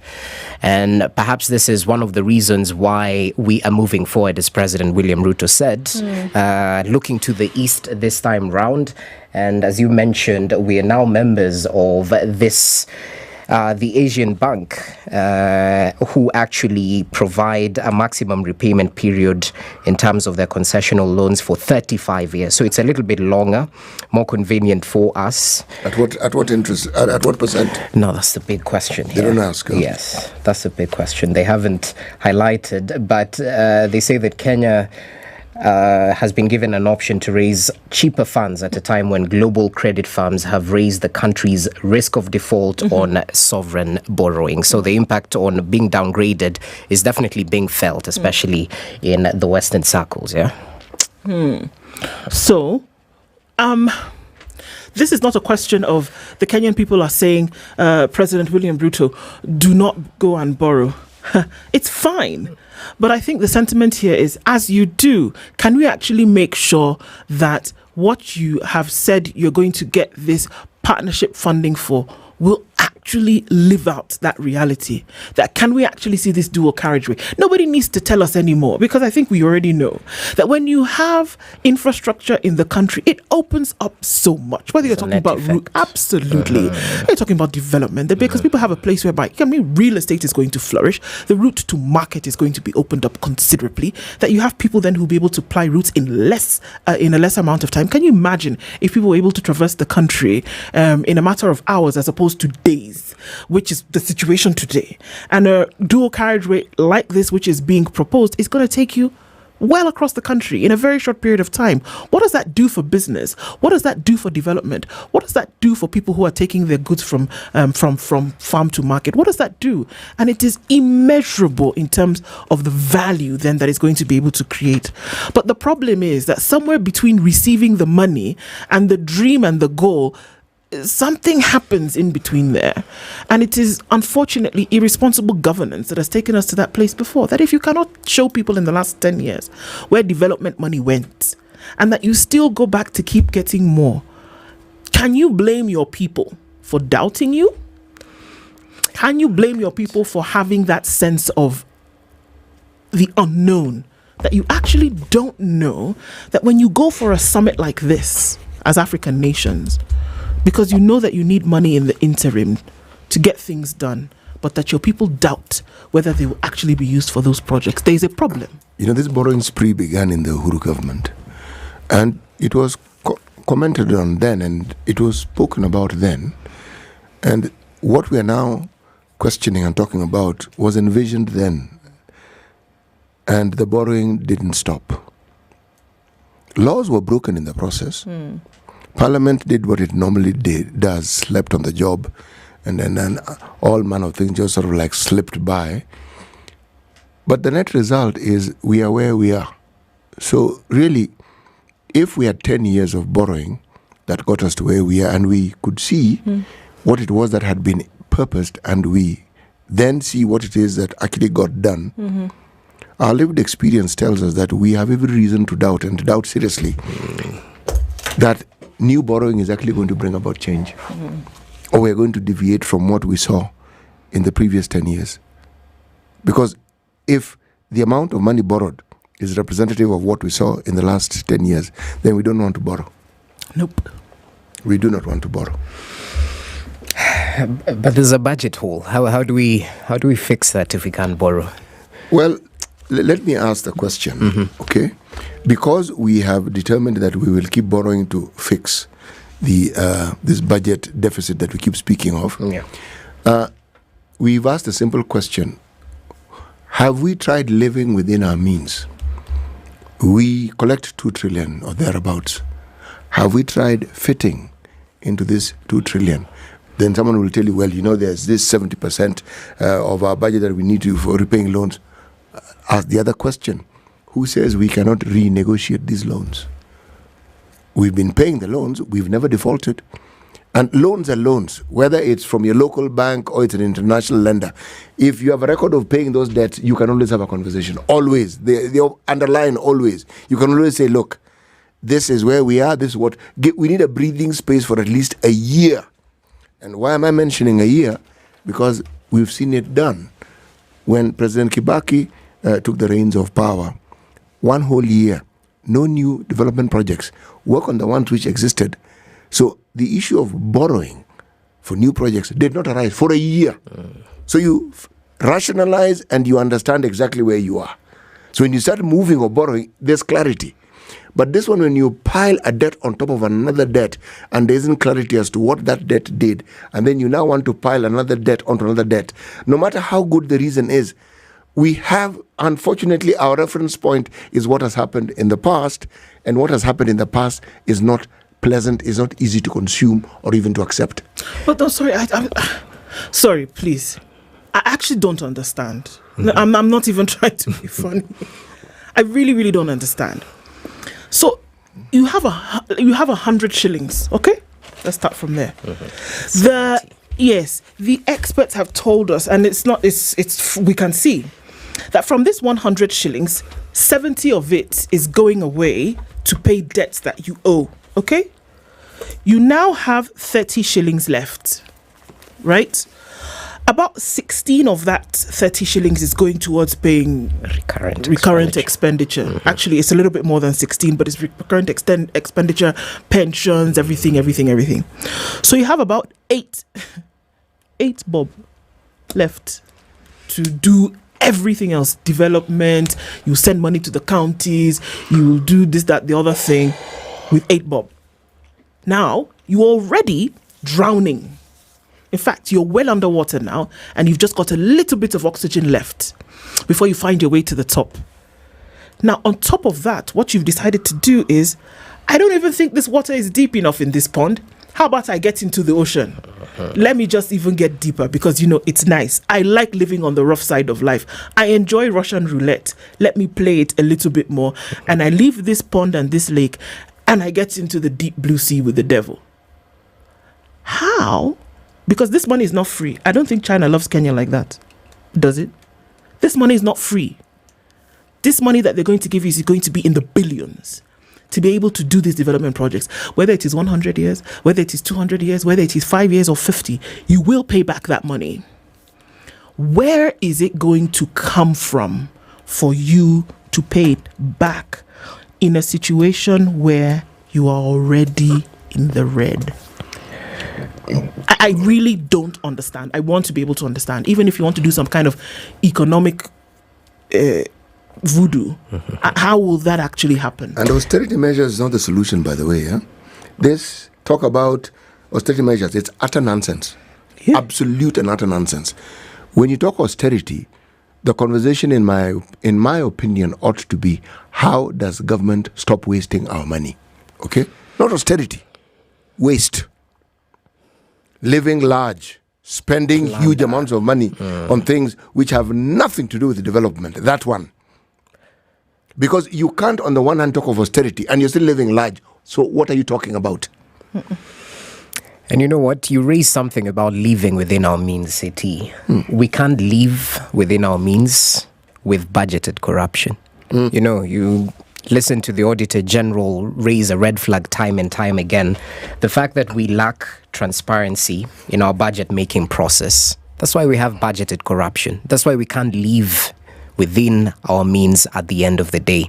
That little 8 bob that's supposed to go to development won't actually be materialized because there's someone who's planning for that 2 shillings for his own personal gain. Yes. One shouldn't tire of speaking about this because you see, when we support the sort of nonsense that we see being shoved down our throats every other day, all you're doing is patting these criminals on the back and you're telling them that they continue robbing you and plundering you and that it is okay. And it is not okay. Anything that diverts money that is intended for the benefit of the citizenry is a crime against humanity. They may not realize it, but it is. So there's a bad road. As a result of it, people die. It's you who has killed those people. Because there was money intended for that road, it didn't go there. There's blood on your hands, yeah. Yes, you do. If you're talking about a situation where it rains and we know it's going to rain and there are mudslides and people didn't move on time, we blame you because you knew it's happened before, you were told, you did nothing about it. You suddenly have floods, waterborne diseases are on the increase, people are sick, some die, people who did not need to die. You knew. All these things were known. And the reason why I'm emphatic about it is when you borrowed money, it was on the back of these problems that you said these things are going to be fixed. Money was borrowed, they were not fixed. And here we are again. And it's a here we are again story over and over and over ad infinitum. What does Wanjigi say about, is it dubious or odious debts? Odious. They can also be dubious. Because at this rate, it's called odious. You see the one thing that the Gen Z protest did, no, there are those who argue that it wasn't revolution. Yes, if you're looking at revolution in the physical sense where historically it involves people rioting, people dying, things being burnt, then you could say it wasn't. But if you're talking about the challenge of a mindset and the challenge of the thought process and the overturn of leadership from a physical standing on a rostrum to issue all manner of things to a leadership that is based on thought, then it was a complete revolution. Because you actually saw manifest issues. We want this finance bill is this issue. At no point were our people, these people, it is us, foreign. The foreign issue and the discussion came now from those in positions of authority, that these things must have been funded. The citizens who live in this country, who haven't been jaded like yours truly here, by years of putting up with this utter nonsense, people who are determined not to put up with it, were saying, actually, apart from just saying it, we are not going to put up with it. And they're speaking loudly. Suddenly, it is foreigners. The people who live in this country can feel the pinch. If somebody is in the age bracket of the Gen Z, they have relatives, they have parents, they can see the struggle of their parents. They can see, they live in those houses.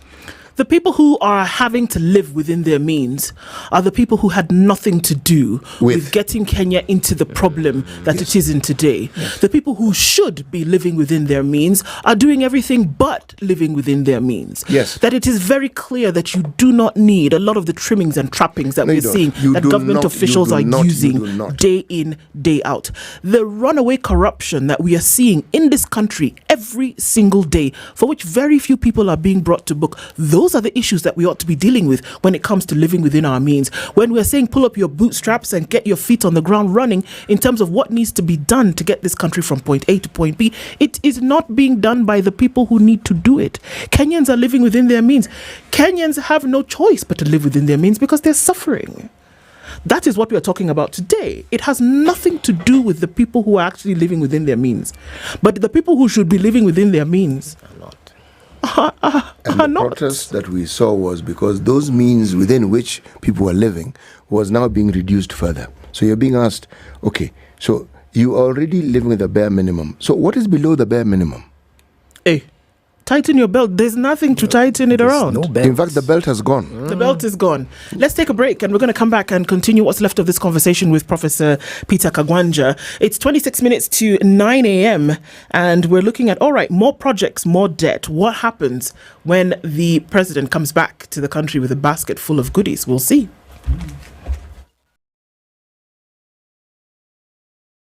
This is the Situation Room. The only way to start your day. The weather with SpiceFM. It's 14 and cloudy in Nairobi, and at 17 sunny conditions in Nakuru, with 14 and sunny in Nyeri.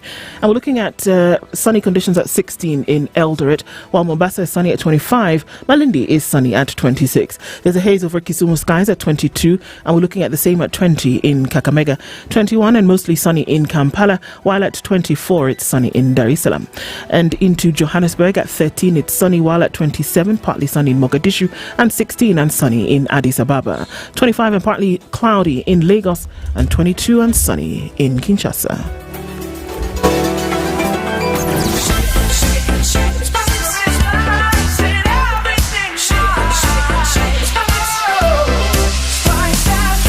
Spice up your life.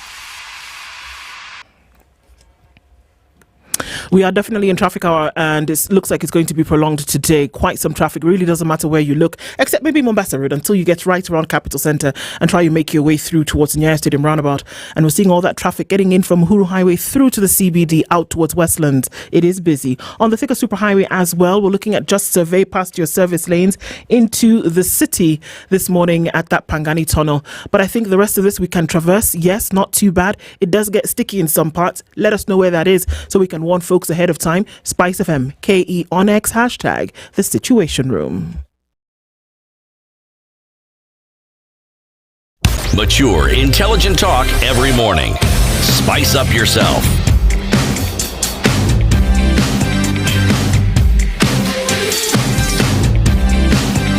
Mornings done right. 94.4 Spice FM, Nairobi. It's 23 minutes to 9 o'clock. Professor Peter Kagwanja, good morning. Good morning, my sister. How are you? I'm very well, thank you. You had a moment this morning. Yeah, I had a small moment this morning. The border person came and just brushed through us, and we had to stop to see whether he's okay or not. And then that way we spent almost 20-30 minutes there. Trying to sort that out. And here we are. Well, I'm glad that you're here. Yes, that's why we need more trains from China. This is the reason why the standard gauge railway needs to be sorted out, because if you are using the train, for example, you would not have that issue. Sure. We want to give you a proverb very quickly before we get into this conversation. Our proverbs this week are from Côte d'Ivoire, and CT has that for you. Hot water does not burn the house. It burns those who are in it. I guess that the burns those who are in it.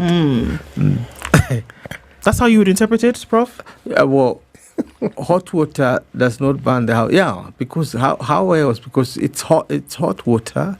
The house will not burn, but everything in it will burn. What does that mean? Yeah, from cockroaches to the inhabitants.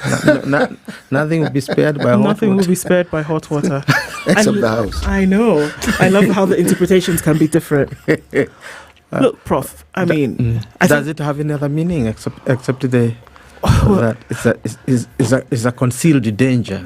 It's a concealed danger. Well, the beauty of the proverb is that it is as viable and the interpretation is as accurate as the person who actually says it. Voila. Because we're asking for your interpretation of it. Okay. Yes. That's my interpretation, that be careful with hot water. It may not burn the house, but it could burn you. It will finish you. Indeed. Well, things that could actually burn Kenya at this point. Yes. Loans would not necessarily kill anyone, but in this case, they could possibly then, get Kenya deeper into the water. The president, as you know, is currently having conversations with President Xi Jinping during the Sino-Africa Relations Summit that's happening currently in China. And some of the big ticket items that are being asked for: development projects, support for them, the standard gauge railway extension, the dueling of the Rironi Mao Summit, Eldoret Malaba Road, a lot of things coming into play here.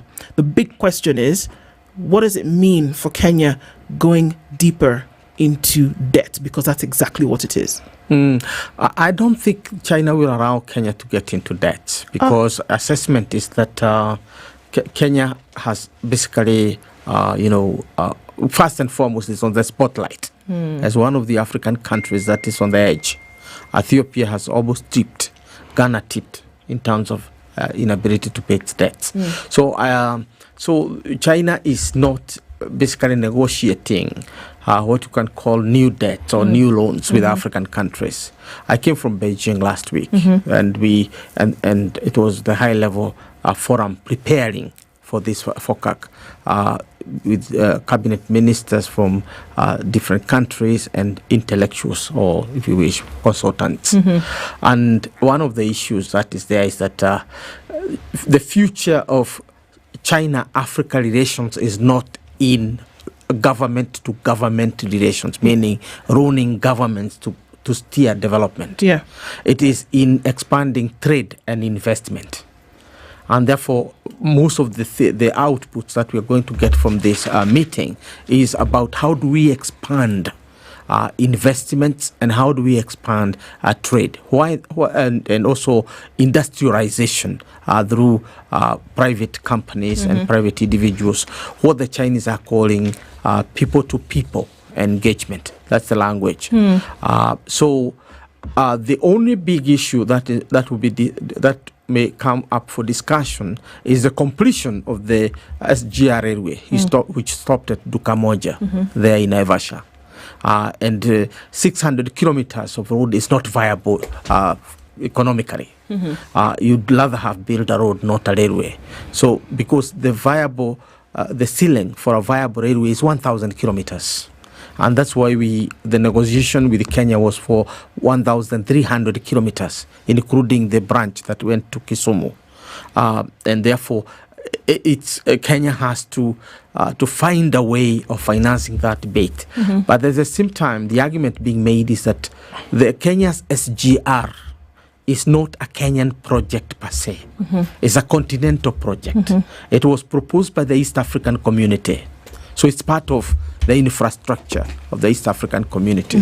Two, that railway is also proposed by PINDA. PINDA is the program of infrastructure in Africa, the one Raila Odinga and others were heading within the African Union.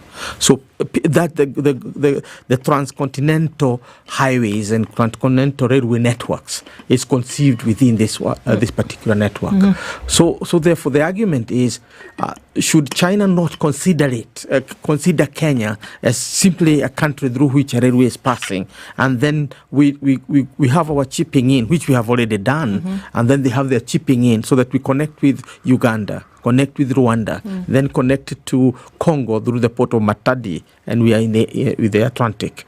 Because this is what China and Africa are calling coast-to-coast highways and railways. And therefore, we don't need more loans per se. But that's what they're going to come as, Prof, because this is it. Yes, where there's an agreement that there needs to be the expansion of infrastructure from country to country, and that one would imagine that China is invested in making sure that Africa develops. Take that as you wish. Yes. That China's direct thought is that yes, there must be development of infrastructure around Africa because it makes it better for them as African countries, and also then poses some kind of advantage for China. But at the end of the day, they are not giving this money away for free. Whichever way you want to look at it. That is true. That there's a partnership, yes, but this money that you will pay back. That is true. I agree. But the point is, there is no country in the world, let's face it, that has gone into major development, particularly moving to the level of industrialization, without either superhighways, as you find in America, the big linking big states. Yes. Multi-carriage kind of We're looking at roads. 8 to 10 lanes kind of thing. 8 to 10 lanes, or building railways. America could not develop until it had the transcontinental railway. It was so insecure that even presidents would not move from one coast to the other without being assassinated or facing the threat of assassination. So railways are so vital. At the same time, no country, not even the United States, not even the Trans-Siberian Railway, was built through the capital of that particular country. All this is borrowed money. And that calls upon us to look inside. Why, for example, has Tanzania been able to build 2,200 kilometers of high-speed railway? Why, by the way? That is moving at 160 kilometers per hour, which is electric rather than fuel-fed. Because and Tanzania is poorer than us. Because to an extent, are they? No, not in that sense. But to an extent. In terms of the size of the economy. But Prof, can we not look at the fact that there has been, to an extent, that there has been prudent fiscal behavior? And that is why that has been able to happen. We can't run away from that fact. And that was the Gen Z debate. It's about not just living within our means, but using our means in a more rational, more transparent way. Because I believe, even as the railway is currently, if you look at what it's producing, if there are no other intervening variables of the kind of the Kenyanness that we have developed, this railway should be able to pay for itself without much problem, because it's overbooked, both in cargo and also in passengers. So, but I think the key issue to address are twofold. One, our relationship with money that comes from outside. Because if you get money from outside and spend it for other things, this is a problem. Remember, we owe China, on average, 17% of all our debts. 83% is to the World Bank and IMF. And we're still borrowing from those circles at a very high cost in order to balance our budget. Budget balancing means consumption, because you're not paying for projects. So development is held at bay, and at the same time we are living, extravagantly, so to say. And when you look at the budget lines of how money is spent in this country, if we are conscious that we are facing or we are getting closer to a debt crisis, this is not how we would be living. How should it be? China, to the best of my knowledge, is offering loans because it does not consider Africa high-risk country. Therefore, the loans are at a lower rate. Because of that, the West, particularly the open market, considers high risk. Therefore, the payment is higher by far. But at the same time, China, the West does not want its money borrowed mixed with money borrowed from China. I'm sorry, but can you cannot be the player, the referee, the coach, the sponsor of the game, and the linesman, and the ball and the pitch, You can't be all those things by yourself. Yes, you can't say that we're going to lend you, but at the same time don't borrow from someone else. It's almost as if you're dirtying the pool by bringing money in from who is a geopolitical competitor, and that's it at the end of the day. But has this not been the attitude of the West? Supremacy battles on a global scale. That's the point. The reason why the the Finance Bill 2024 had to be as controversial as it is because by July next year, we are supposed to pay an installment to China for the borrowing that we have done. This year, we were supposed to pay the Eurobonds. Now, the issue for the West is that you don't use our money to pay the Chinese money. So you have to get your people to pay for that. In other words, politicizing segments of borrowing, which is less in our comparison. I said it's 17% of what we have borrowed there, and here is 83% or more. So the big issue is, can we go for our autonomy, our own sovereignty, and the power to decide on what we borrow and what we use and where we borrow? And this is the difference between us and Tanzania. Because Tanzania did not go for a single borrowing for their railway infrastructure. You find the coaches are provided by South Korea. Some of the money for building segments of the road are provided by Turkey. Other segments are provided by other donors. China, of course, is in a certain sector, and therefore it's a multiple sourcing. For us, we do this, and then if you listen to some of our elite who are unhappy with the railway, they will tell you about that when we signed the contract from Mombasa to Maraba, the amount we signed possibly should have completed the road. But now here it is, it ends at Dukamoja in Naivasha. So, and that's the question people are not asking. Why did it at Dukamoja? Why did the Chinese give loan to a railway that is going to end at a place where there's no population, as they say, train to nowhere? It's not to nowhere. I don't think Dukamoja is nowhere. But it is in the middle of nowhere.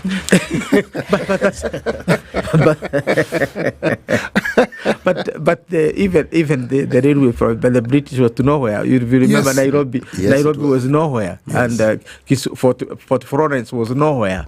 It is railway basically is not a profitable investment. It's supposed to be a bridge. So if you start costing bridge in terms of its profitability, then your thinking is... What you said is actually true, because railway services, even in the West, is subsidized. Yes. It is part of the reason why it works. But it's a service that is necessary. Yes. And what it provides in terms of making many things possible overrides that element of profitability. But when you come to Chinese... money that we borrow from the Chinese government or from the East, there's a conversation which, in my mind, emanates from the West. There's something called a debt trap. Debt trap diplomacy. Yes. When you ask the question of, it is alleged, it has been said, has been spoken of, those who can crank the numbers have cranked the numbers and have said, comparatively, let's look at, and we look at Ethiopia, we look at Tanzania. This is the sort of money that they spent. Railway traverse this length of, and for this money they got faster trains, they got newer trains. Then what did we do for that same amount of money? Now the question is, how did that happen? Loans from the West come with conditionalities, and it is argued that loans from the East do not come with those conditionalities. They lend you the money. Once they lend you the money, so you borrowed it. If you didn't complete your project, that's your problem, because if it's money that they'll want their money back. Now, the reason this logic seems to have been preferred is because it then explains why it is people prefer money from that. But they're even cheaper loans than those ones. If you go to Japan, they will charge you, 0.02%? All I'm trying to say is, the options for borrowing have always existed. So the question that I'm asking is, what is it about our people, and why is it that we prefer certain types of loans when we know that given what we need to do, there are loans that we could have acquired which are cheaper? Yes. Now, first and foremost, it is not about the cheapness of the loan. Chinese loans have conditionalities. Let's get it. The difference is the type of conditionalities. Western loans, the conditionalities on Western loans are ideological. They are based on their values and cultures. You have human rights, good governance, you can interpret what good governance is. All these are the conditionalities, and who you employ and who you don't employ, where you procure the materials that we are going to use for that. Chinese loans or Eastern loans, even Japan, have conditionality that the project for which the money was borrowed is completed, and therefore that's why they come and supervise. If you examine the SGR railway. Now, where we cut corners is where you now start talking about land. An acre of land in Mazelas or part of the lower coast. Before that time would cost about 5,000 to 10,000 per acre. The moment the railways were marked, land prospecting came in, and somebody is getting, $1 million per acre or 10 million per acre, depending on how we want, and you are selling in a free market. So these are some of the problems that we have in Kenya. Yet the railway has to be completed. How would it happen? And I think this comes to the crux of the matter here, is that there is a need for development. That goes without saying. Yeah. There's also a need for prudent. There's a need for fiscal austere responsibility of government resources. That development is actually the purview of government. You must do it. We know that. But you must do it in a responsible manner. How then do you cut between where we have seen that there has... Look, Prof, we know for a fact that a lot of the money that has been borrowed in the past, we cannot pinpoint where it has gone in terms of development. You can't see it in the books. Auditor generals have flagged over and over again. We can't see it. Where did it go? So what should be the solution here? You owe so much. There's no responsibility when it comes to fiscal management, but at the same time you need to develop. What do you do? I think that's where we are. We need to get to the basics, and that's what I liked about the debate that was brought up by the younger generation, the Gen Zs, because what they were saying, we are not going to debate the debts. One thing is our sovereignty is supreme. We have to assert ourselves as a country, Kenya. That's what they were calling the flag. Two, we have to be responsible ourselves in terms of the way we use our resources in a certain way. And the idea was to point at different areas where this kind of corruption or this kind of misuse of funds is occurring. And therefore, our focus has been on what we are calling debt trap diplomacy. But how do we get into trap?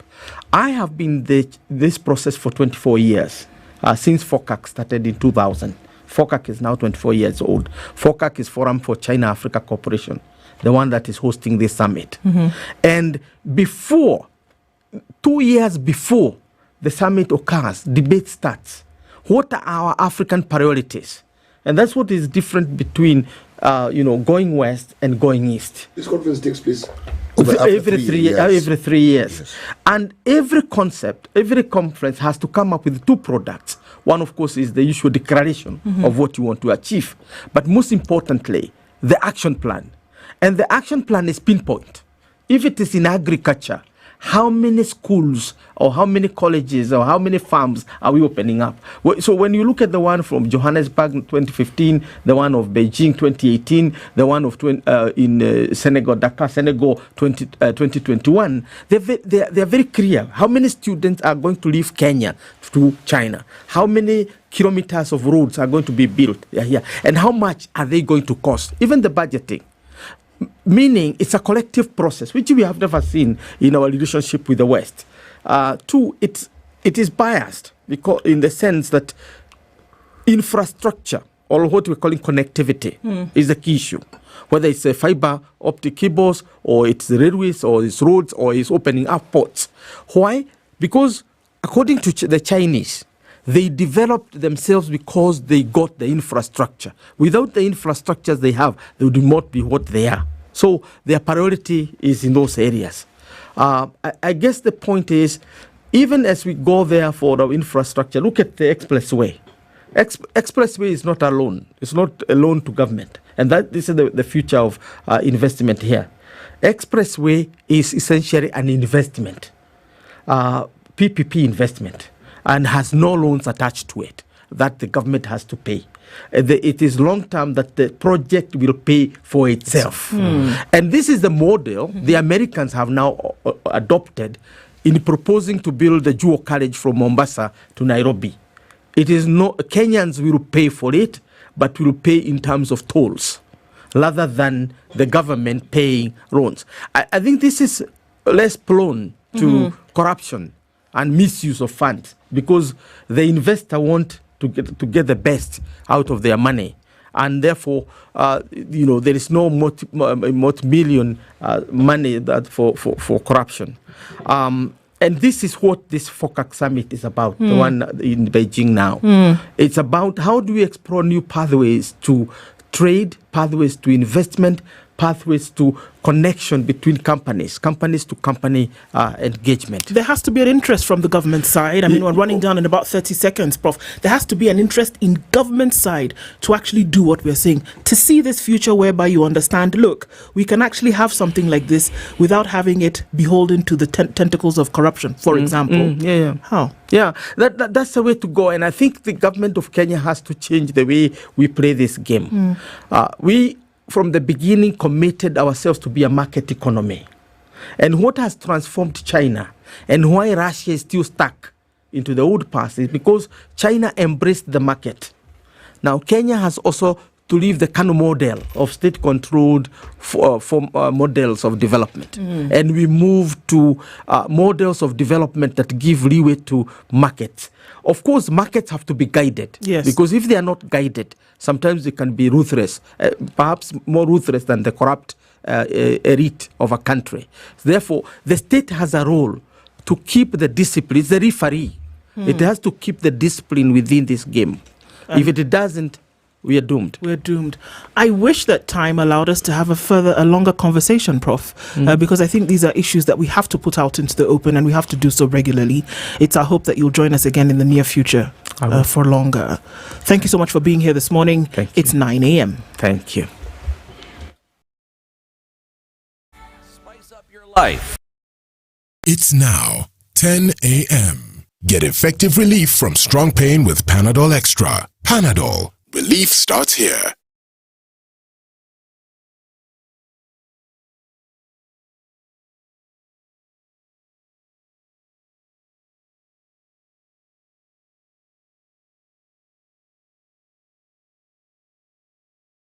Good morning, this is the news wire. I'm Lydiah Obaga. Some student leaders from various universities are pushing for the abolishment of the new university funding model by threatening to paralyze academic activities in all universities in the country by September 9th. Led by Evan Serem, the students are calling for a reduction in the interest charged on higher education loans from 4 to 2%. This comes just a day after students of the University of Nairobi staged a protest against the funding model, presenting their petition to the Ministry of Education. The leaders also want to be included in the committee created by President William Ruto, tasked with dealing with controversial issues on the university funding system adopted by the government. Should we disband Band 4 and 5, then we will create a fair league for comrades.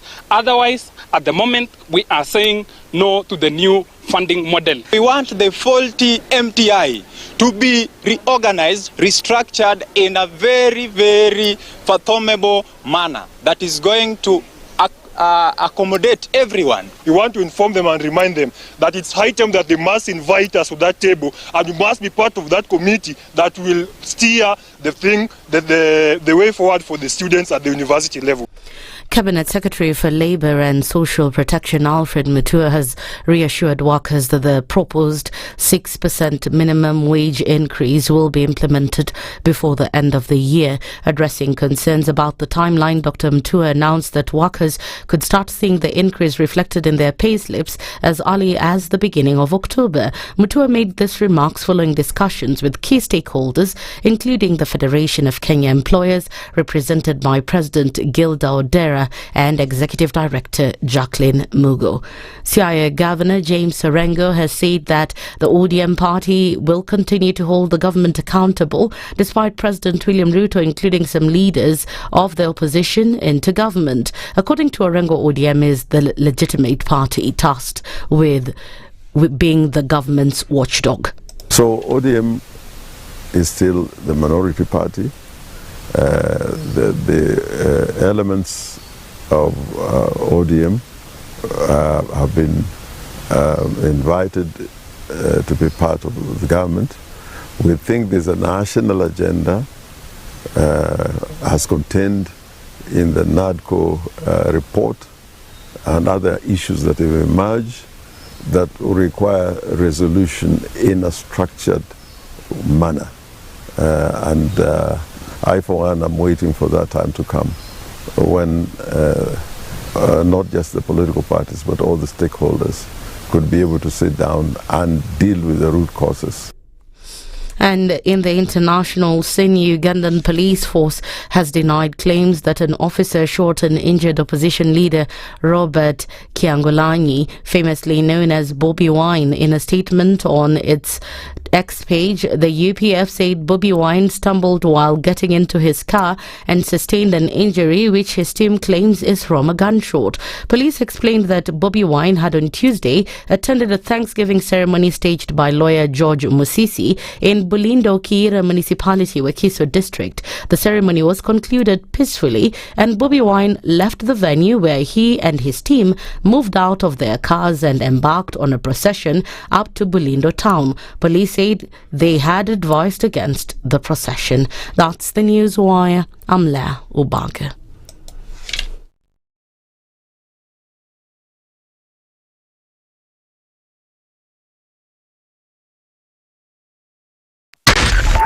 .4 Spice FM, Nairobi. If we just gloss over issues and hope that time heals, then we might find that in generations to come, we might be back at the same situation. And the whole thing is born of stolen elections. Spice. When it comes to the decisions you make, you must be independent. There's no way you can allow one institution to dictate to you how you're going to conduct your operations, how you're going to decide cases. It's a no. When you weaken the institution to the point where they cannot take action, then you realize that politicians have to come up and now start dealing with the issues. That conversation has to die. Our politicians do not like the hard stuff. We must insist on the path of doing things right, whether popular or unpopular. Money changes hands. That is a fact. If you have political goodwill at the highest top, like in Rwanda, then corruption will be an issue of the past. If you don't have political goodwill at the top, we will pass laws, we will amend laws, we will continue passing laws and re-amending laws, and nothing will happen. This is the Situation Room, the only way to start your day.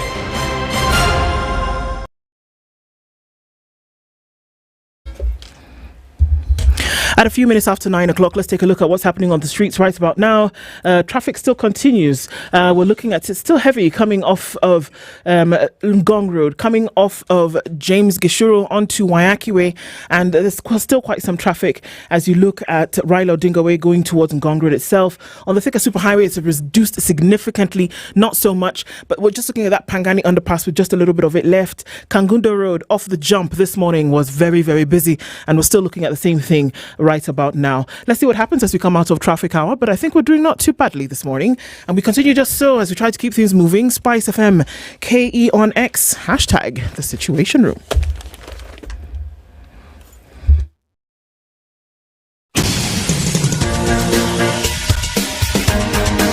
This is the Situation Room, the home of hard-hitting political commentary and penetrating insights about the state of the nation. This is a talk radio experience like no other. The Situation Room, a place for hard truths, debates, and elevated conversations. The Situation Room, witty, political, engaging, deep, controversial. In the room, we have C.T. Muga, researcher, academic, seasoned political observer, a fountain of wisdom in these politically uncertain times. Ndu Okoh, Nigerian by birth, Kenyan by choice, communications expert, Pan-Africanist, a truth seeker and believer in people power, and Eric Latiff, agent provocateur, the man in the chair, seasoned journalist, news hound, a man who believes in punching up, not down.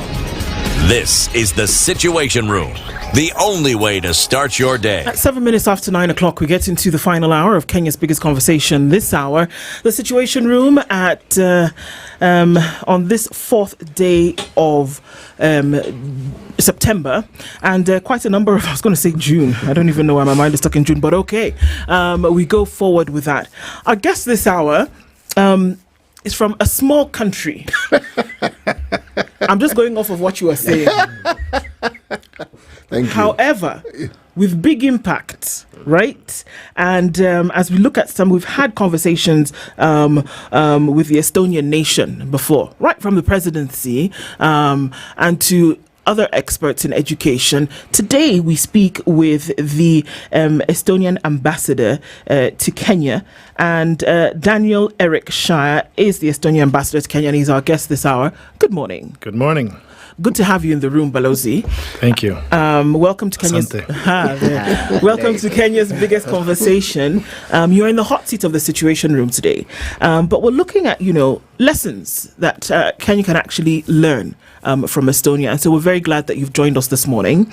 Even as we look at some of these things, we want to welcome you to the room and into this conversation in the true Situation Room style.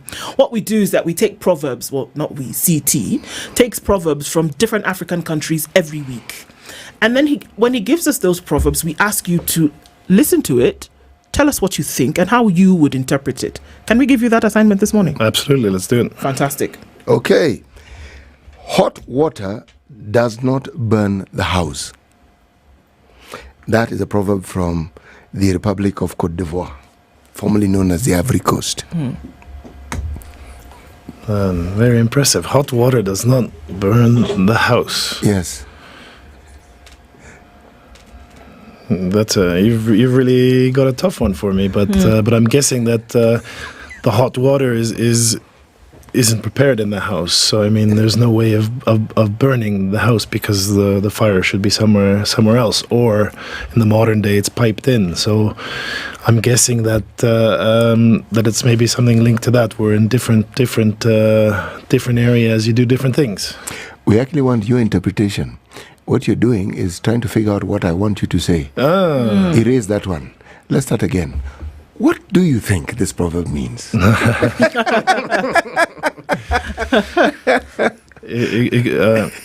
Well, for us, hot water is important, and for Estonia, it's the sauna.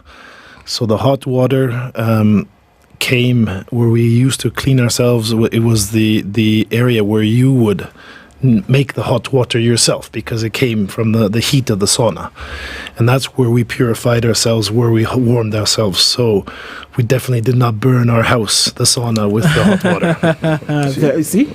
There we go. There we go. Because interpretation is always something new and refreshing, and we could never have thought of it. True. Yes. Thank you. Fantastic place to start. So Balozi, good to have you here, like we said. Thank you. And even as we go into these conversations about key lessons that Kenya can learn, and the passage of information from one country to the next, and lessons from one country to the other in this relationship. Yes. Start us off with your journey into Kenya. How you since you've been here, what are some of the things that you on a personal level in your ambassadorship have been able to garner so far? A little bit of your journey. Well, I've been to Kenya even before this period. I was here for the elections in 2007 as an observer for the EU. I was in Kericho in the beautiful tea area and experienced a very hot election period. And I guess that really gave me the understanding of also the country, because we know that Kenya on the business side, is really the leader in the region, and a lot of the capital, the big HQs of the companies are here, and really the M-Pesa story and all of these things, and then once in a while things heat up a little bit because I mean I think that's when things go too smoothly all the time, then it's a little bit of a reminder, a check. Let's see what's going on. So already at that time I was able to get that picture, and I think the dynamics of this country is in its people and the diversity, the different groups of people, and I think that's what I've really taken from my time here, is also the fact that the media freedom component, that you're able to speak. I've been to now 37 countries on the continent, so I know the different situations in different countries, and I think that the opportunities here in Kenya is exactly why we are here. So I mean, it's not only the diplomatic relations, but it's also the business relations. Our companies are interested; they see the youth, and the potential in terms of startups. Last year we had we have a startup conference called Latitude 59 in Estonia that had about 3,000 participants this year, and last year we had the first one in Africa, and it was in Kenya. And it's for a reason, because we see the dynamism of the youth and the interest of doing some innovative things. And the next one will be coming up in November. So we're continuing the second version already. So I mean, it's been a success. So I think those are the things that we're really taking away. We're not just focusing on diplomatic. We're focusing on business. Right. We're looking at cultural relations. So it's the whole gambit.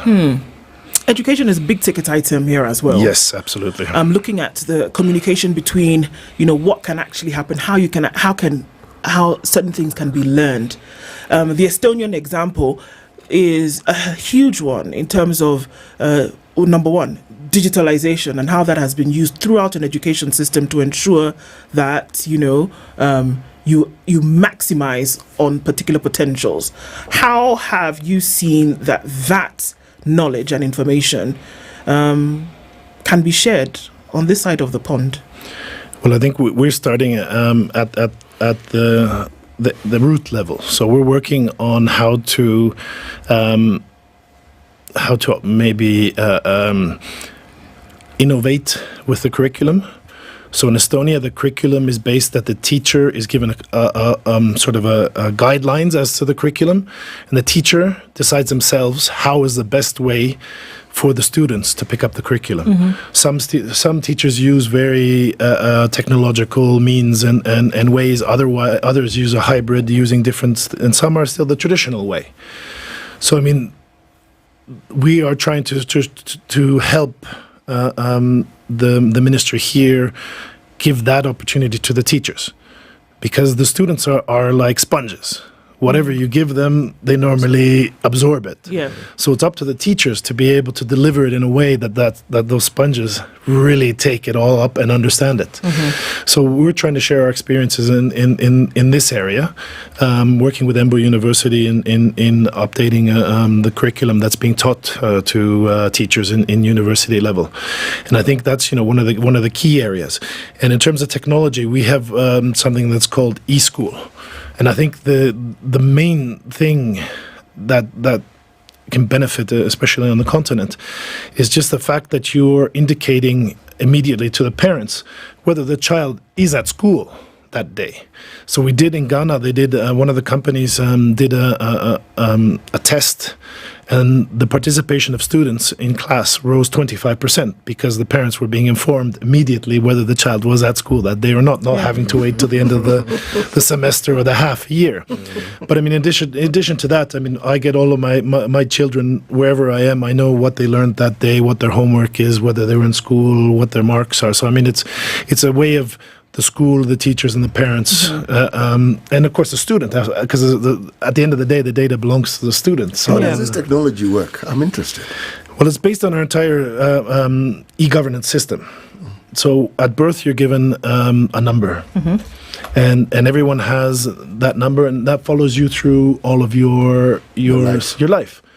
I mean, even at the hospital, you can't put the name until you're given that number, and then you get home and you get an email saying, or a message saying, now you can give your child a number. A name. Here is their number. This is what it's linked to. Immediately, you'll get your the benefits will be indicated to you that you get for this, and then of course that same number you use to go to school. So you'll get a message saying, now it's time to register your child. These are the schools that are in your area. Please select the top 2 or the top 3. I'm not sure. Each local government is different. And then that number follows you through the education. But of course, since the child is a minor, their number is always attached to the parent's number. So the parents will receive all that information until the student becomes a major, and then the student chooses themselves, or the child chooses whether they share with their parents or not. And that's just, it's an interoperability system. So we don't have a central lake of data. It's every database is kept in the ministry or in whichever the institution is, and we share it on a safe, secure line. And that's how they share the information. At what age do you introduce your students to the digital world? Already in kindergarten. So there's a very simple coding starting already in kindergarten. There's special games and things like that. In terms of using technology, it depends on the school. So my son's school didn't use any sort of internet or electronic means to present work, but my daughter now, going into 5th class or 5th grade, she was sending her works via the internet through the same e-school program. So I mean, it's really up to the school to decide which way they want to go. But the introduction is done early. But the thing is, people think that we have everything is e-school in Estonia. Actually, it's very limited, the e-component. You're being taught how to use it, but you're not living the whole day in your telephone, because that's the problem, is too much time being spent in the telephones. I want to ask a question linked to technology still, just following up on what CT said. And you mentioned you were an election observer in 2007 right here in Kenya under EU. I happen to understand that in Estonia you can vote from the comfort of your home, where you cast ballots electronically, and it's quite convenient for citizens to exercise their democratic right. Yes. We're just from an election in 2022 where, if I'm not wrong, I think if it's not majority, maybe most of the registered voters did not turn up to cast their ballots. Now, having been an observer under EU, seeing the electoral process in Kenya, what tidbits could we borrow from Estonia to ensure that, number one, the trust component in our elections is there for all to see, and equally embracing technology? Because at the end of the day, we've really tried to revolutionize how we vote, how we cast the ballots, but it's still pen and paper, So talk to us about that. Well, I mean, the i-voting, we have i-voting because it's internet. E-voting is also, if you go to there's a machine, there's a computer, and you vote in the station with a computer. But that's also very difficult. I mean, it's very easy to manipulate when you have the computers on site. But what I've understood in Kenya is that your ID is a part of your identity. I mean, and there's been some questions that have been raised linked to that ID card, because I understand you have to have an ID card to vote. Yes. In Estonia, your identity is your number. Mine is 37805150074. And I use it for, again, as I mentioned, everything. And if I go voting, I can even tell them that number and just have a piece of legal photo identity. It doesn't have to be my ID. It can be my driver's license. It can be my some other card that I might have from somewhere. We don't have that many cards anymore, but I don't have to have I don't have to have that specific ID. So if it expires and I update it, it's not like nothing changes. It's that number that stays the same. So I mean, I think the simplicity of the process is that I don't even have to register as a voter, because it's already in the National Registry. They already know it's already updated. Who the deaths are immediately updated, the births are immediately updated. So I mean, it's really the simpler your system, the more efficient it is, and at the end of the day, the e-voting is the biggest trust that the citizen can give to its government. So normally it's really the last step after you've done the other steps prior to it, of creating an e-government system where the government already has access to your data. Right. But at the end of the day, I own all my data, not the government, and that's the key.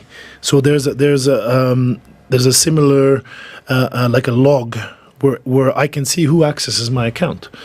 And there was a police officer who checked someone's information for another friend.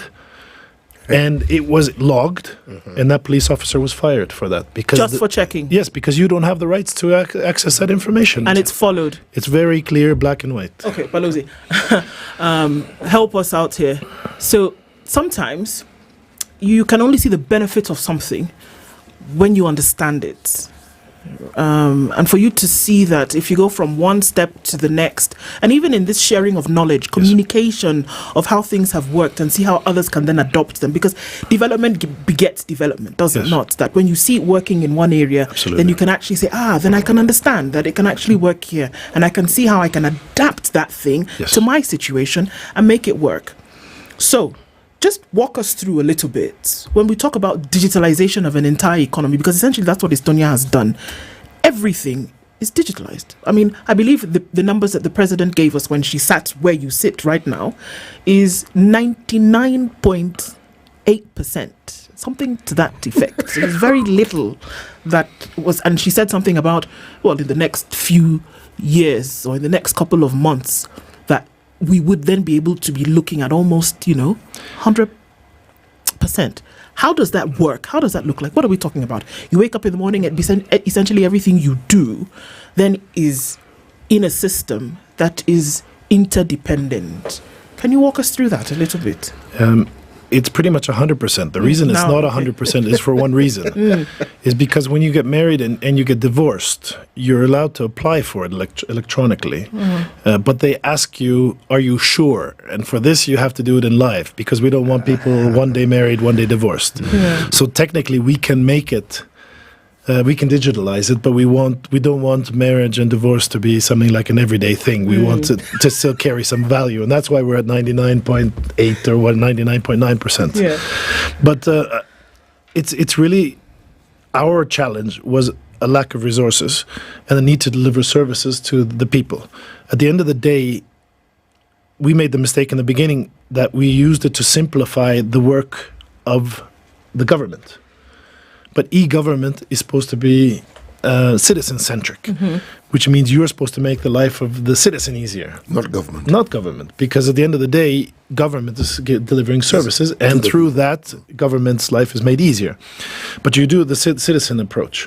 So we have the principle called, we have three components. One is the single electronic identity, that number that I mentioned, that's given to everyone. The second, and then, of course, how do you identify yourself, whether it's with your SIM card, whether it's with your ID card? There's also an app to identify yourself. Then there's the interoperability system, which I mentioned, that shares the data. And third is trust. So the trust, there has to be, the citizens have to use it. There has to be some sort of benefits, and they have to believe that, that the government is not going to use the data in a bad way. And once you have those in place, then it's other principles such as the once-only principle. I only give my data once. And then that data is accessible by other ministries if I request them to look at it. So, for example, if I've given my address, when I go to the hospital and they take my number, they will see my address already and my phone number. And they will see it also linked to my children. So they don't need to ask me again to fill in that big form. What's your address? What are your children's names? What are their parents? No, it comes up already in the system. The same applies to the school. I mean, it's not that, it's not that you come out and everything's done for you electronically. It's the bureaucracy. It's if you want to create a company, we set the world record. I think it was 15 minutes to create a company. It's making life easier for the citizens, making life easier for the companies, so they don't have to spend a day in the queue waiting to get that stamp. That's done directly. A lot of it is becoming now automated with AI. So, I mean, it's really making the life easier for the citizen, which makes the life easier for the government as well. So we don't have to stand in the queue any longer.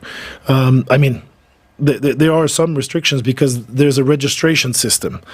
And some people are not used to taking a time slot. So they still choose to go and stand in the queue. And so, that's an option for you. But when I go to pick up my passport, I go and I register and I say, I want this slot to come and pick up my passport. And I wait maximum 5 minutes and I'm given my passport. So I don't have to... I'm sorry? I wait maximum 5 minutes and then I get my passport. So I don't need to stand in the queue because, time is money. You don't want your business people, you don't want your startups, you don't want your officials to be taking a day off work to go and do something that's very, should be simple. Okay. Let's look at that particular system whereby you can, because again, we're looking at something that's the right of every citizen to have a document that allows you go somewhere else, and you're claiming nationality of one nation. What has been put in place to allow somebody go stand in a counter? You talked about the card that has all your information already, so you have the information, and you're able to verify certain things by virtue of that information. So essentially, if you have the booklets and you have the machine and you have the individual standing in front of you, there shouldn't be much more that you would need to do. And we're talking about not a document, not a slip of paper, that the actual passport is printed as you stand before the counter. If you have a payment to make, you make it, you get your passport, you go home. Is that what we're saying? No, because you apply for it in advance, and then the passport is printed, and they don't invite you to come until they know that they have the passport. Yeah. And that they can give it to you in 5 minutes, because you just have to prove that it's you, and you give your signature and you leave. There's no other process needed when you get to the office, because you've already sent in all your information, and since it's in the database already, they can confirm in the database, and we also have e-signature. I forgot to mention that, and that is legal tender. So when I do my application online, it's a legal document. And even, for example, our government, you cannot, if you are a supplier to the government, you cannot issue a paper invoice. It has to be an electronic invoice. Otherwise, they will not accept it. I'm seated here wondering if we've ever sent our leaders to benchmark in Estonia. Because no, they have come. They have come. Yes, and don't get me wrong, you guys are doing very well.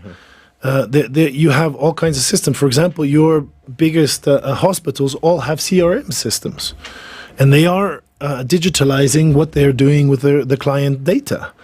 But they just don't speak to each other because that system hasn't been put into place. And the data exists in many of the ministries, and one of the things that we're doing with the ICT ministry as we speak is we're piloting different interoperability systems to see how the data can be shared. So we're discussing at the moment which are the areas that they would like to try to see what the solution might be. So the government's very clearly working on this, and they're very understanding of it. The president's put the goal of the services and digitalizing everything. So I think you're going really in the right direction.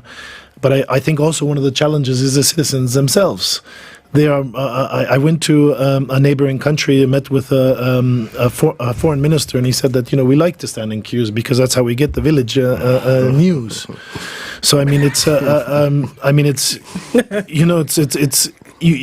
cannot take the Estonian situation or the solution and just drop it into Kenya. It doesn't work that way. No. So principles, but the principle of the applicability of the application of principle here is what we are saying can actually be the same. Yes. The government is working on that. They're working on a single identity. They're looking into interoperability as we speak. So they're really looking at those steps. All right. Let's take a break at this point. We'll come in after that. It's 29 minutes to 10 o'clock. We're having a conversation this morning with Ambassador Shire, the Estonian ambassador to Kenya, and we're looking at lessons, that can be shared between two countries, Estonia and Kenya, that would actually point towards development. That conversation continues when we take this break, and we'll come back right after this.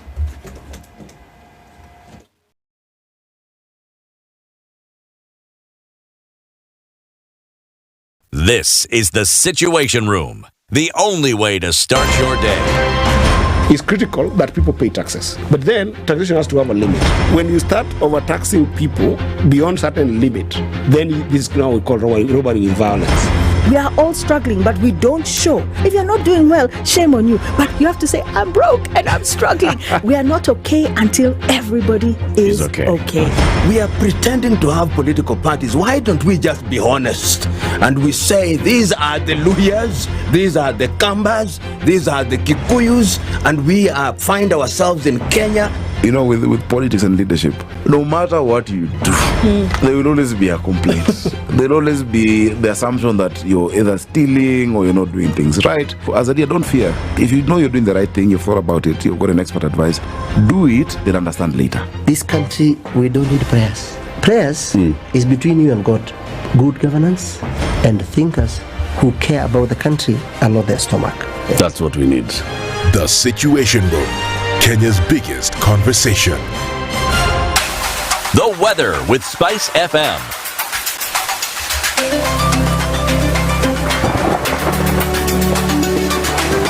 15 degrees and cloudy conditions in Nairobi. We'll see highs of 20 and highs of 23 in a mostly sunny Nakuru at 19. It's 14 and cloudy in Nyeri, going to highs of 20, and at 17 sunny in Eldoret with highs of 23. 27 and sunny in Mombasa, highs of 30, and we'll see highs of 29 in a sunny Malindi at 25. It's still a hazy morning in Kisumu at 24, and we're seeing the same at 23 in Kakamega. Kampala at 23 is sunny, highs of 27, and we'll see highs of 30 in Dar es Salaam, where it's sunny at 27. And we're looking into a sunny Johannesburg at 14 with highs of 24, and Mogadishu at 28 with sunny conditions through and through.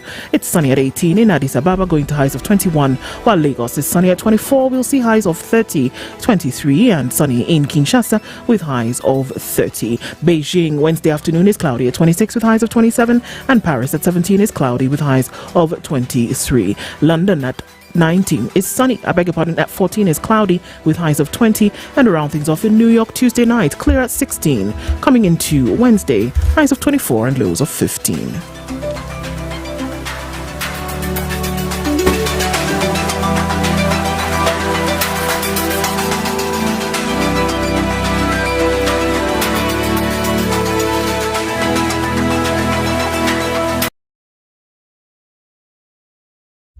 All right, so what are we looking at on the roads? We're coming out of traffic hour, says the clock, but let's take a quick look at what's actually happening on the roads. And I think we're looking at a much better situation coming off the thicker superhighway. Traffic more or less has come to an end.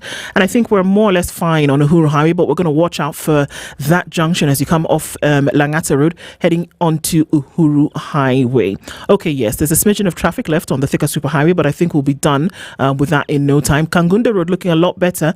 And whatever that mess was happening around Mzima Springs going towards the end of James Gishuru, much better now as well. It's still a little bit busy on Gong Road, coming in from Naivasha Road and Kikuyu Road up ahead, but this will all dissipate in no time, and let's see what happens through the day. Visibility is still a bit low in some areas, so you want to be careful. Fog lights up, you'll need them. We'll talk through the morning. SpiceFM KE on X.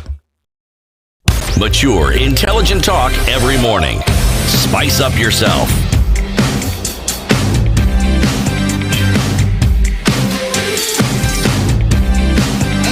Mornings done right.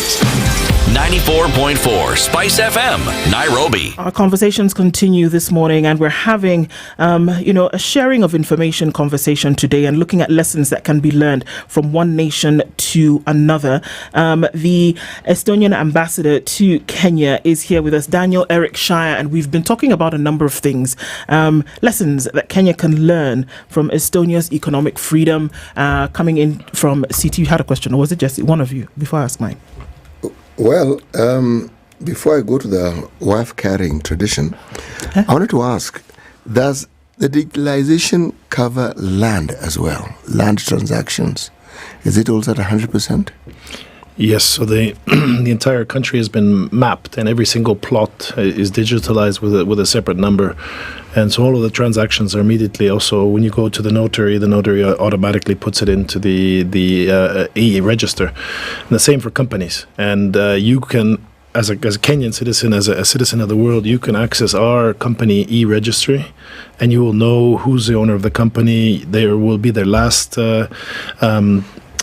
income statements or all of their financial statements will be available, and you'll see again who's the owner, who's the beneficiary, what area they work in. Financial statements will be available to the public. Yes. Government spending. Government spending? Yes. This is what we're talking about, government spending, so that everybody knows how much was spent, when it was spent, what it was used Yes. for. Okay. And then you're able to make a connect between that money that was spent, and you can actually see what government said they've spent the money on, and you can see it. Yes, but also private enterprises, companies, you will know name of company, who owns it, what they do, how much money they make. How much money they declared that they've made.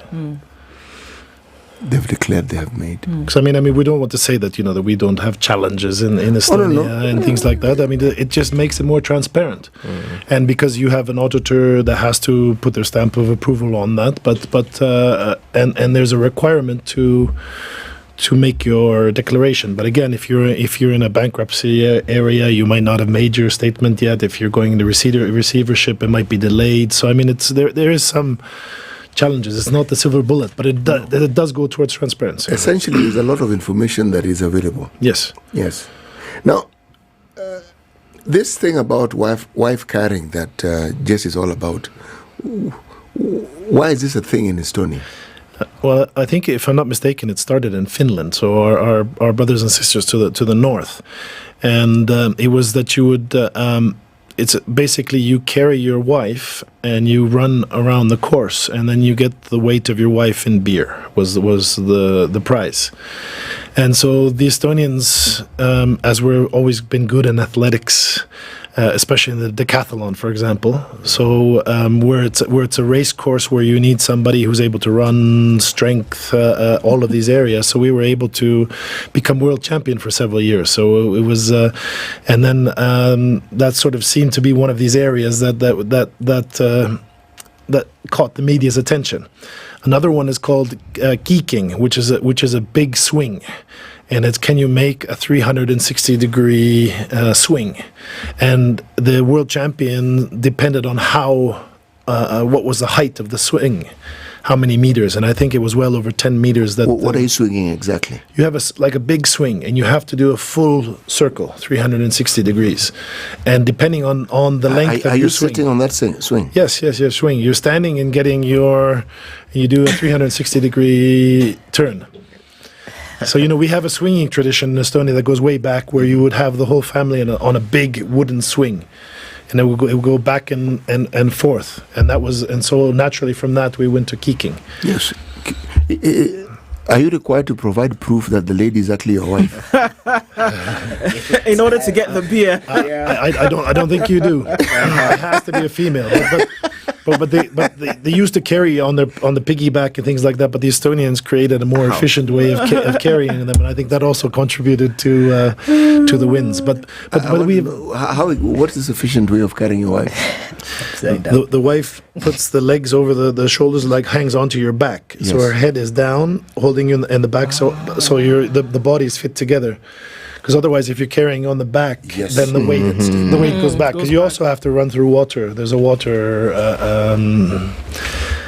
catch as well. Yes, and then there's always the risk of dropping your wife. That may not augur very well for you. If you drop it, do you get the beer? No. You might get something else. A bollocking. Bollocking from There's something I want to understand. The education system and studying at the university. Yes. Does Estonia have an unemployment problem?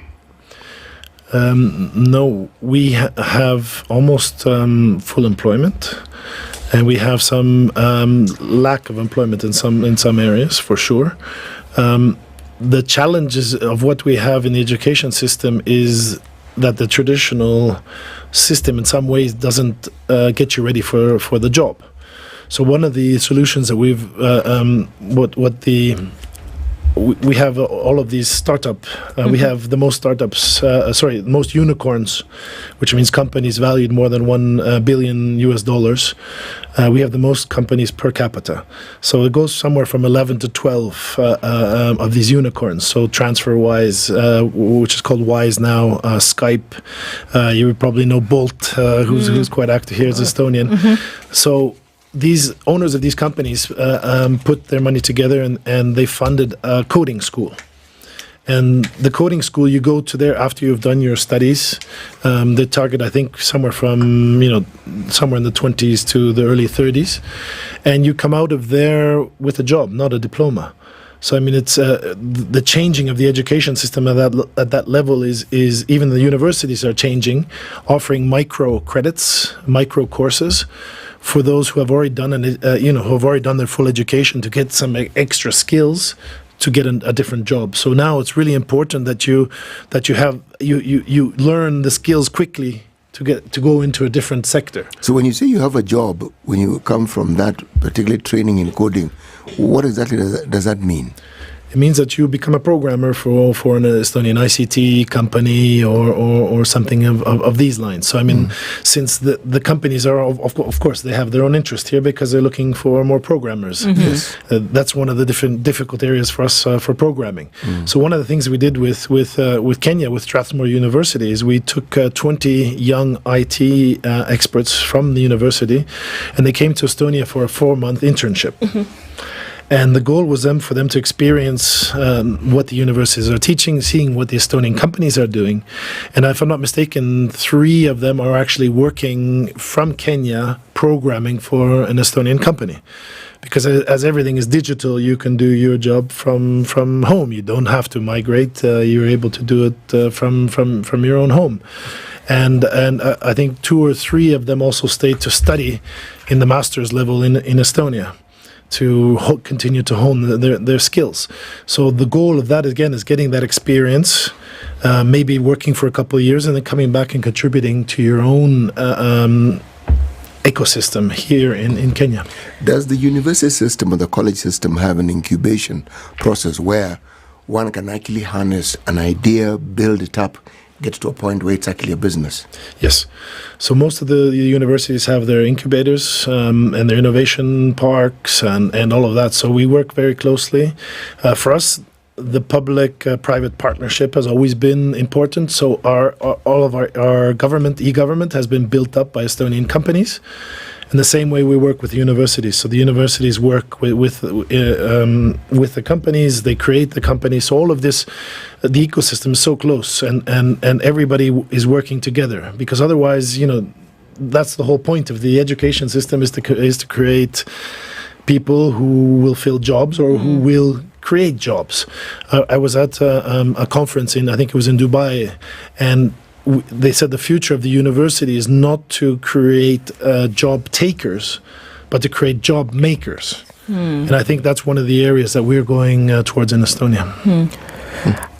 Interesting question here, and two-pronged. First of all, I understand you got your independence in 1991. We restored our independence. The independence was in 1918, so we were occupied by the Soviet Union for that after the Second World War. Okay, so you restored, 30 or so, 33 years or so since you restored independence.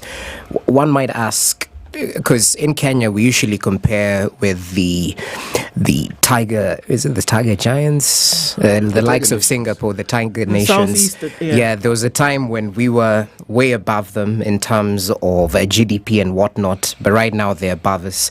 So when it comes to Estonia, since 1991, I'd be curious in terms of your areas of focus. In Kenya, we've heard of the Big Four agenda, manufacturing, agriculture, whatnot. Why your areas of focus? Currently, we have the Better program in order to actually see the progress you've made within those 30 or so years. Equally, number 2, the trade balance between Kenya and Estonia. Do we export? Do you import? Well, what's the prized commodity? Yeah. Yes, thank you for those questions. I mean, initially, again, we started very much linked to this e-government concept. So one of the first steps was to put internet into all the schools. But it wasn't only for the students. It was also to give digital skills to not only the other generation adults, but also for the elderly, because we have to bring everybody along. So the goal was to diversify into sectors that we have a competitive advantage. And through this process, we were able to build up our service sector, and especially in IT. So I think the IT exports are the fastest growing export in Estonia as we speak. And then we were looking at we don't have enough people to do sort of big production, big industry. So we are looking at adding high value. So, for example, Nokia has a factory in Estonia. ABB from the Nordics has a factory in Estonia. So it was really those, the high value added type of sectors is what we did in that sector. Mm-hmm. So it was we've really gone into a service area. Mm-hmm. Our banks are also very strong in the region with our neighbors. So, it was really to target those skills that we knew. So our agriculture reduced the sector because it became more efficient, one, and two, because we didn't have the competitive advantage that, for example, our neighbors did. Okay. So we really had to focus on what we did best, and the main thing was an open, liberal, free economy. Mm-hmm. And that was the transparent, simple, making the life for innovation and the companies the easiest and the most efficient possible. Okay. What was difficult about the process? Because a lot of times you start something, whether you're doing it on a person level or you're looking at it from a national outlook level. But if you look at history, what was difficult about getting from the point where, okay, let's even look at the regaining of independence, yes, until the point whereby we're looking at almost 100% digitalization of an economy that allows you to do things in a transparent and accountable manner? What was difficult through the lines? Well, I think it's... one side, you have the stigma that stays with you. I think unfortunately, Africa has the same stigma as we had. We were seen as Eastern European, and we're, who knows exactly what they're doing over there. What they're doing, and is it is there corruption? Is there things? And if you haven't even been there, you haven't been to those areas. How can you start commenting on these things? And I think that was one of the challenges. And of course, the beginning it was a little bit. Wild West. Because everybody had their interests, and there was a period where we also had a change of currency. We were during the occupation period. We had, of course, the ruble, and then we implemented our own currency. So, of course, inflation was hyper, and people were trying to get money from whichever business option they could find. So, I think it was really how to bring everybody into the process. And again, that goes back to what are the benefits that the citizen will receive from an open, liberal economy.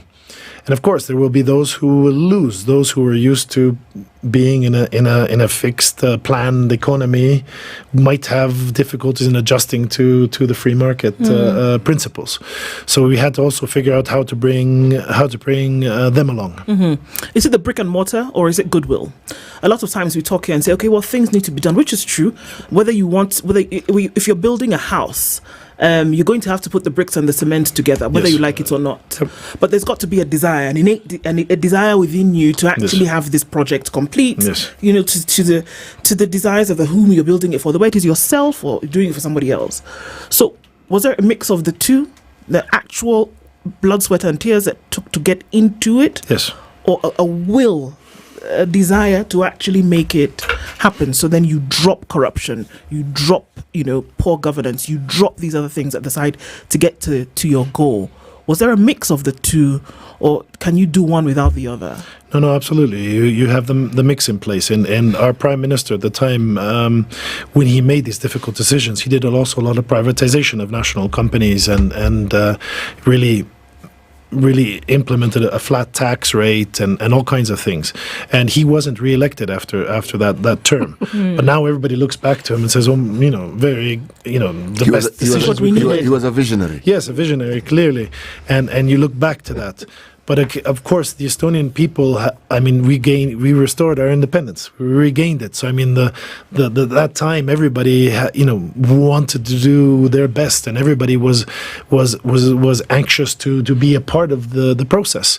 And I mean, I think it's similar to here in Kenya. When I go and meet with people in the business sector, in the startup sector, everybody's anxious to do things. They're ready to go. And I think that the government is currently putting in place a system for them to do their job in a more efficient way. I truly believe it, because the basis of our system is the companies, especially the medium-sized companies, because they are the ones who create the jobs. They are the ones who create the economy, and making that life easier for them has been sort of the key that we've been following in Estonia. Still focusing on the citizenry, I don't know if you've noticed this about Kenya, but politics and religion sort of goes hand in hand. That politicians will definitely try and target the pulpits in order to take advantage of the masses that are gathered. They won't have to pay to gather people. I sort of understand that you rank highly amongst various issues, including being the world's least religious country globally. So I'd be interested in your take in terms of how spirituality and politics, is there any link from where you come from? Can you draw any comparisons with what we have right here in the country? Since you're ranked lowly in terms of religion, does spirituality hold relevance when it comes to politics, maybe? Yeah. I'm not sure if it links so much to politics, but to policies. So for us, the forest, we were pagans until the German knights brought Christianity in the 14th, 15th century to Estonia. And that influence still plays a role until today. So for us, the forest is a place that we go to when we want to relax from our everyday life. We go into the greenery, we go into the bogs, we go and swim in the bog lakes. And of course, what I mentioned before, the sauna, that is really, in some ways, has been also our church. We go there with the family. It was a place where you gave birth because it was the cleanest place. I'm talking 200 years ago. It was the cleanest place to do these things. And that is, the spirituality comes from there. And I think our changing policies on climate, on green topics are due to this fact that we want to preserve our forests. We want them to be there for the children because we know that this is an important place for us. Okay. At the same time, the timber industry is also a big player in our economy, since we have 50% of the country is covered by forests. Also, the peat moss. We are one of the largest producers in the world of peat. So it's how do you keep that balance between these areas? And at the end of the day, it's more a question of, are we practicing? And a lot of the people in Estonia do have some, as you mentioned, spiritual beliefs, and they have the background. But because during the Soviet period, it was illegal to practice religion. The churches were all closed and everything.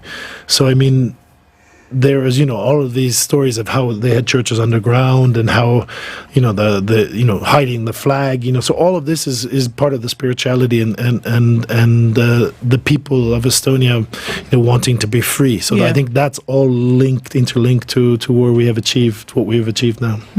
Given the number of times Estonia has been colonized, Germans, Swedes, Russia, Soviet Union, there must be an Estonian diaspora. How big is this diaspora? Yes, it's quite large. I'm actually from that diaspora. I'm born in Canada. My grandparents escaped in 1944 before the Soviet occupation. They went through the deported people's camps in Germany.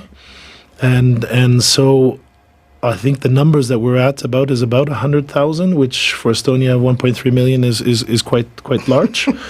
Canada and the US are probably the largest ones. And of course, most recently, it's become Finland. So Finland, having not been occupied, their economy grew during that period, and so a lot of workers, a lot of people have been going to work also in Finland. So we have a big diaspora also in Finland.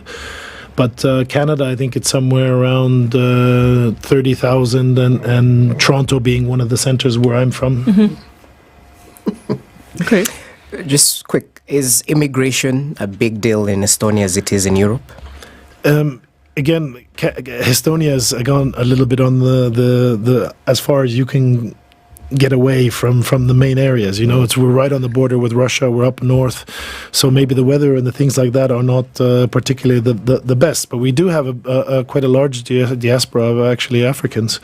A lot of coming to study in our universities, especially in the IT sector, and there are some also workers coming. But we also have workers coming from Ukraine, where our friends are in a very difficult situation at the moment, and they are coming to help us, because again the jobs are there, and we are looking for those options. So also again, highly qualified people are also the other area that we're looking at. So the pressures we have.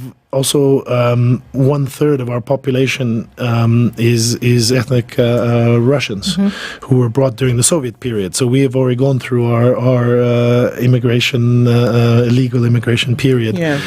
So we are supporting our friends in the south and trying to find solutions. And that's why I think this program that we did with Strathmore, with the Digital Explorers, again, the cliche of teaching how to fish rather than giving the fish. Even though it's very cliche, but I truly believe in it, because at the end of the day, no one wants to leave their home. They want to be successful in their home and be able to live with their family and friends. So, I mean, that's the key. Indeed, even as we wind down this conversation, Balozi, and you've talked about, where Estonia has come from. We're looking at an exchange of ideas and best practice with Kenya, and the examples that you've given of the education exchange and all of this. If you were to say, what would you want to see looking into the future of solidified relationship going into it in the future? What would you want to see? Well, I think first of all, we're also here to learn from Kenya. So we know that Kenya is a very big leader in the green and the climate area, and has taken the lead in Africa. We see the potential of the continent. So what we're looking at, our plans is to make partnerships, because our companies are not all that large, so they're not going to come here by themselves. They're looking to partner with local companies, whether it's to do joint ventures here in Kenya or in the region. They're very open to that. So that's something that I'm really focusing on. And I think that in international organizations, we share the same beliefs. We believe in the UN Charter. We believe in the importance of sovereignty and borders. So I think that we have that potential to cooperate at all levels. And I see Kenya as being a door to Africa for Estonia, and I hope that Estonia can be a door to Kenya for the European Union. Ambassador Daniel Eric Shire, the Estonian ambassador to Kenya, has been our guest this hour. Thank you very much for this insight sharing with us, and it's good to see that this kind of partnerships continue and how lessons of exchange can be working for both countries. Thank you very much for being part of Kenya's biggest conversation this morning, and we look forward to other conversations in the future. Asante sana. Thank you very much for being part of Kenya's biggest conversation, all of you as well. And God willing, we meet again tomorrow morning at 6 a.m. Good morning. It's 10 o'clock. Thank you so much.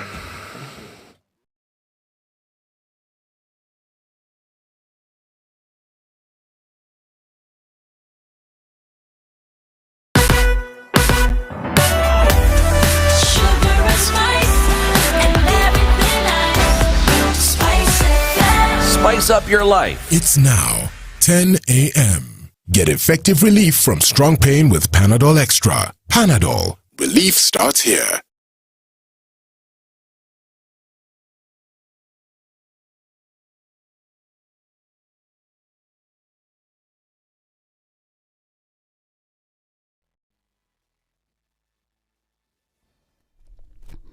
Good morning, this is the News Wire. I'm Lea Ubaga. The Ministry of Health has said it will work closely with the Council of Governors to avert any anticipated strike by doctors. Speaking when she visited the Parliamentary Health Committee Chair Mudhumi Njuki, Health Cabinet Secretary Deborah Mawaraza said that the Ministry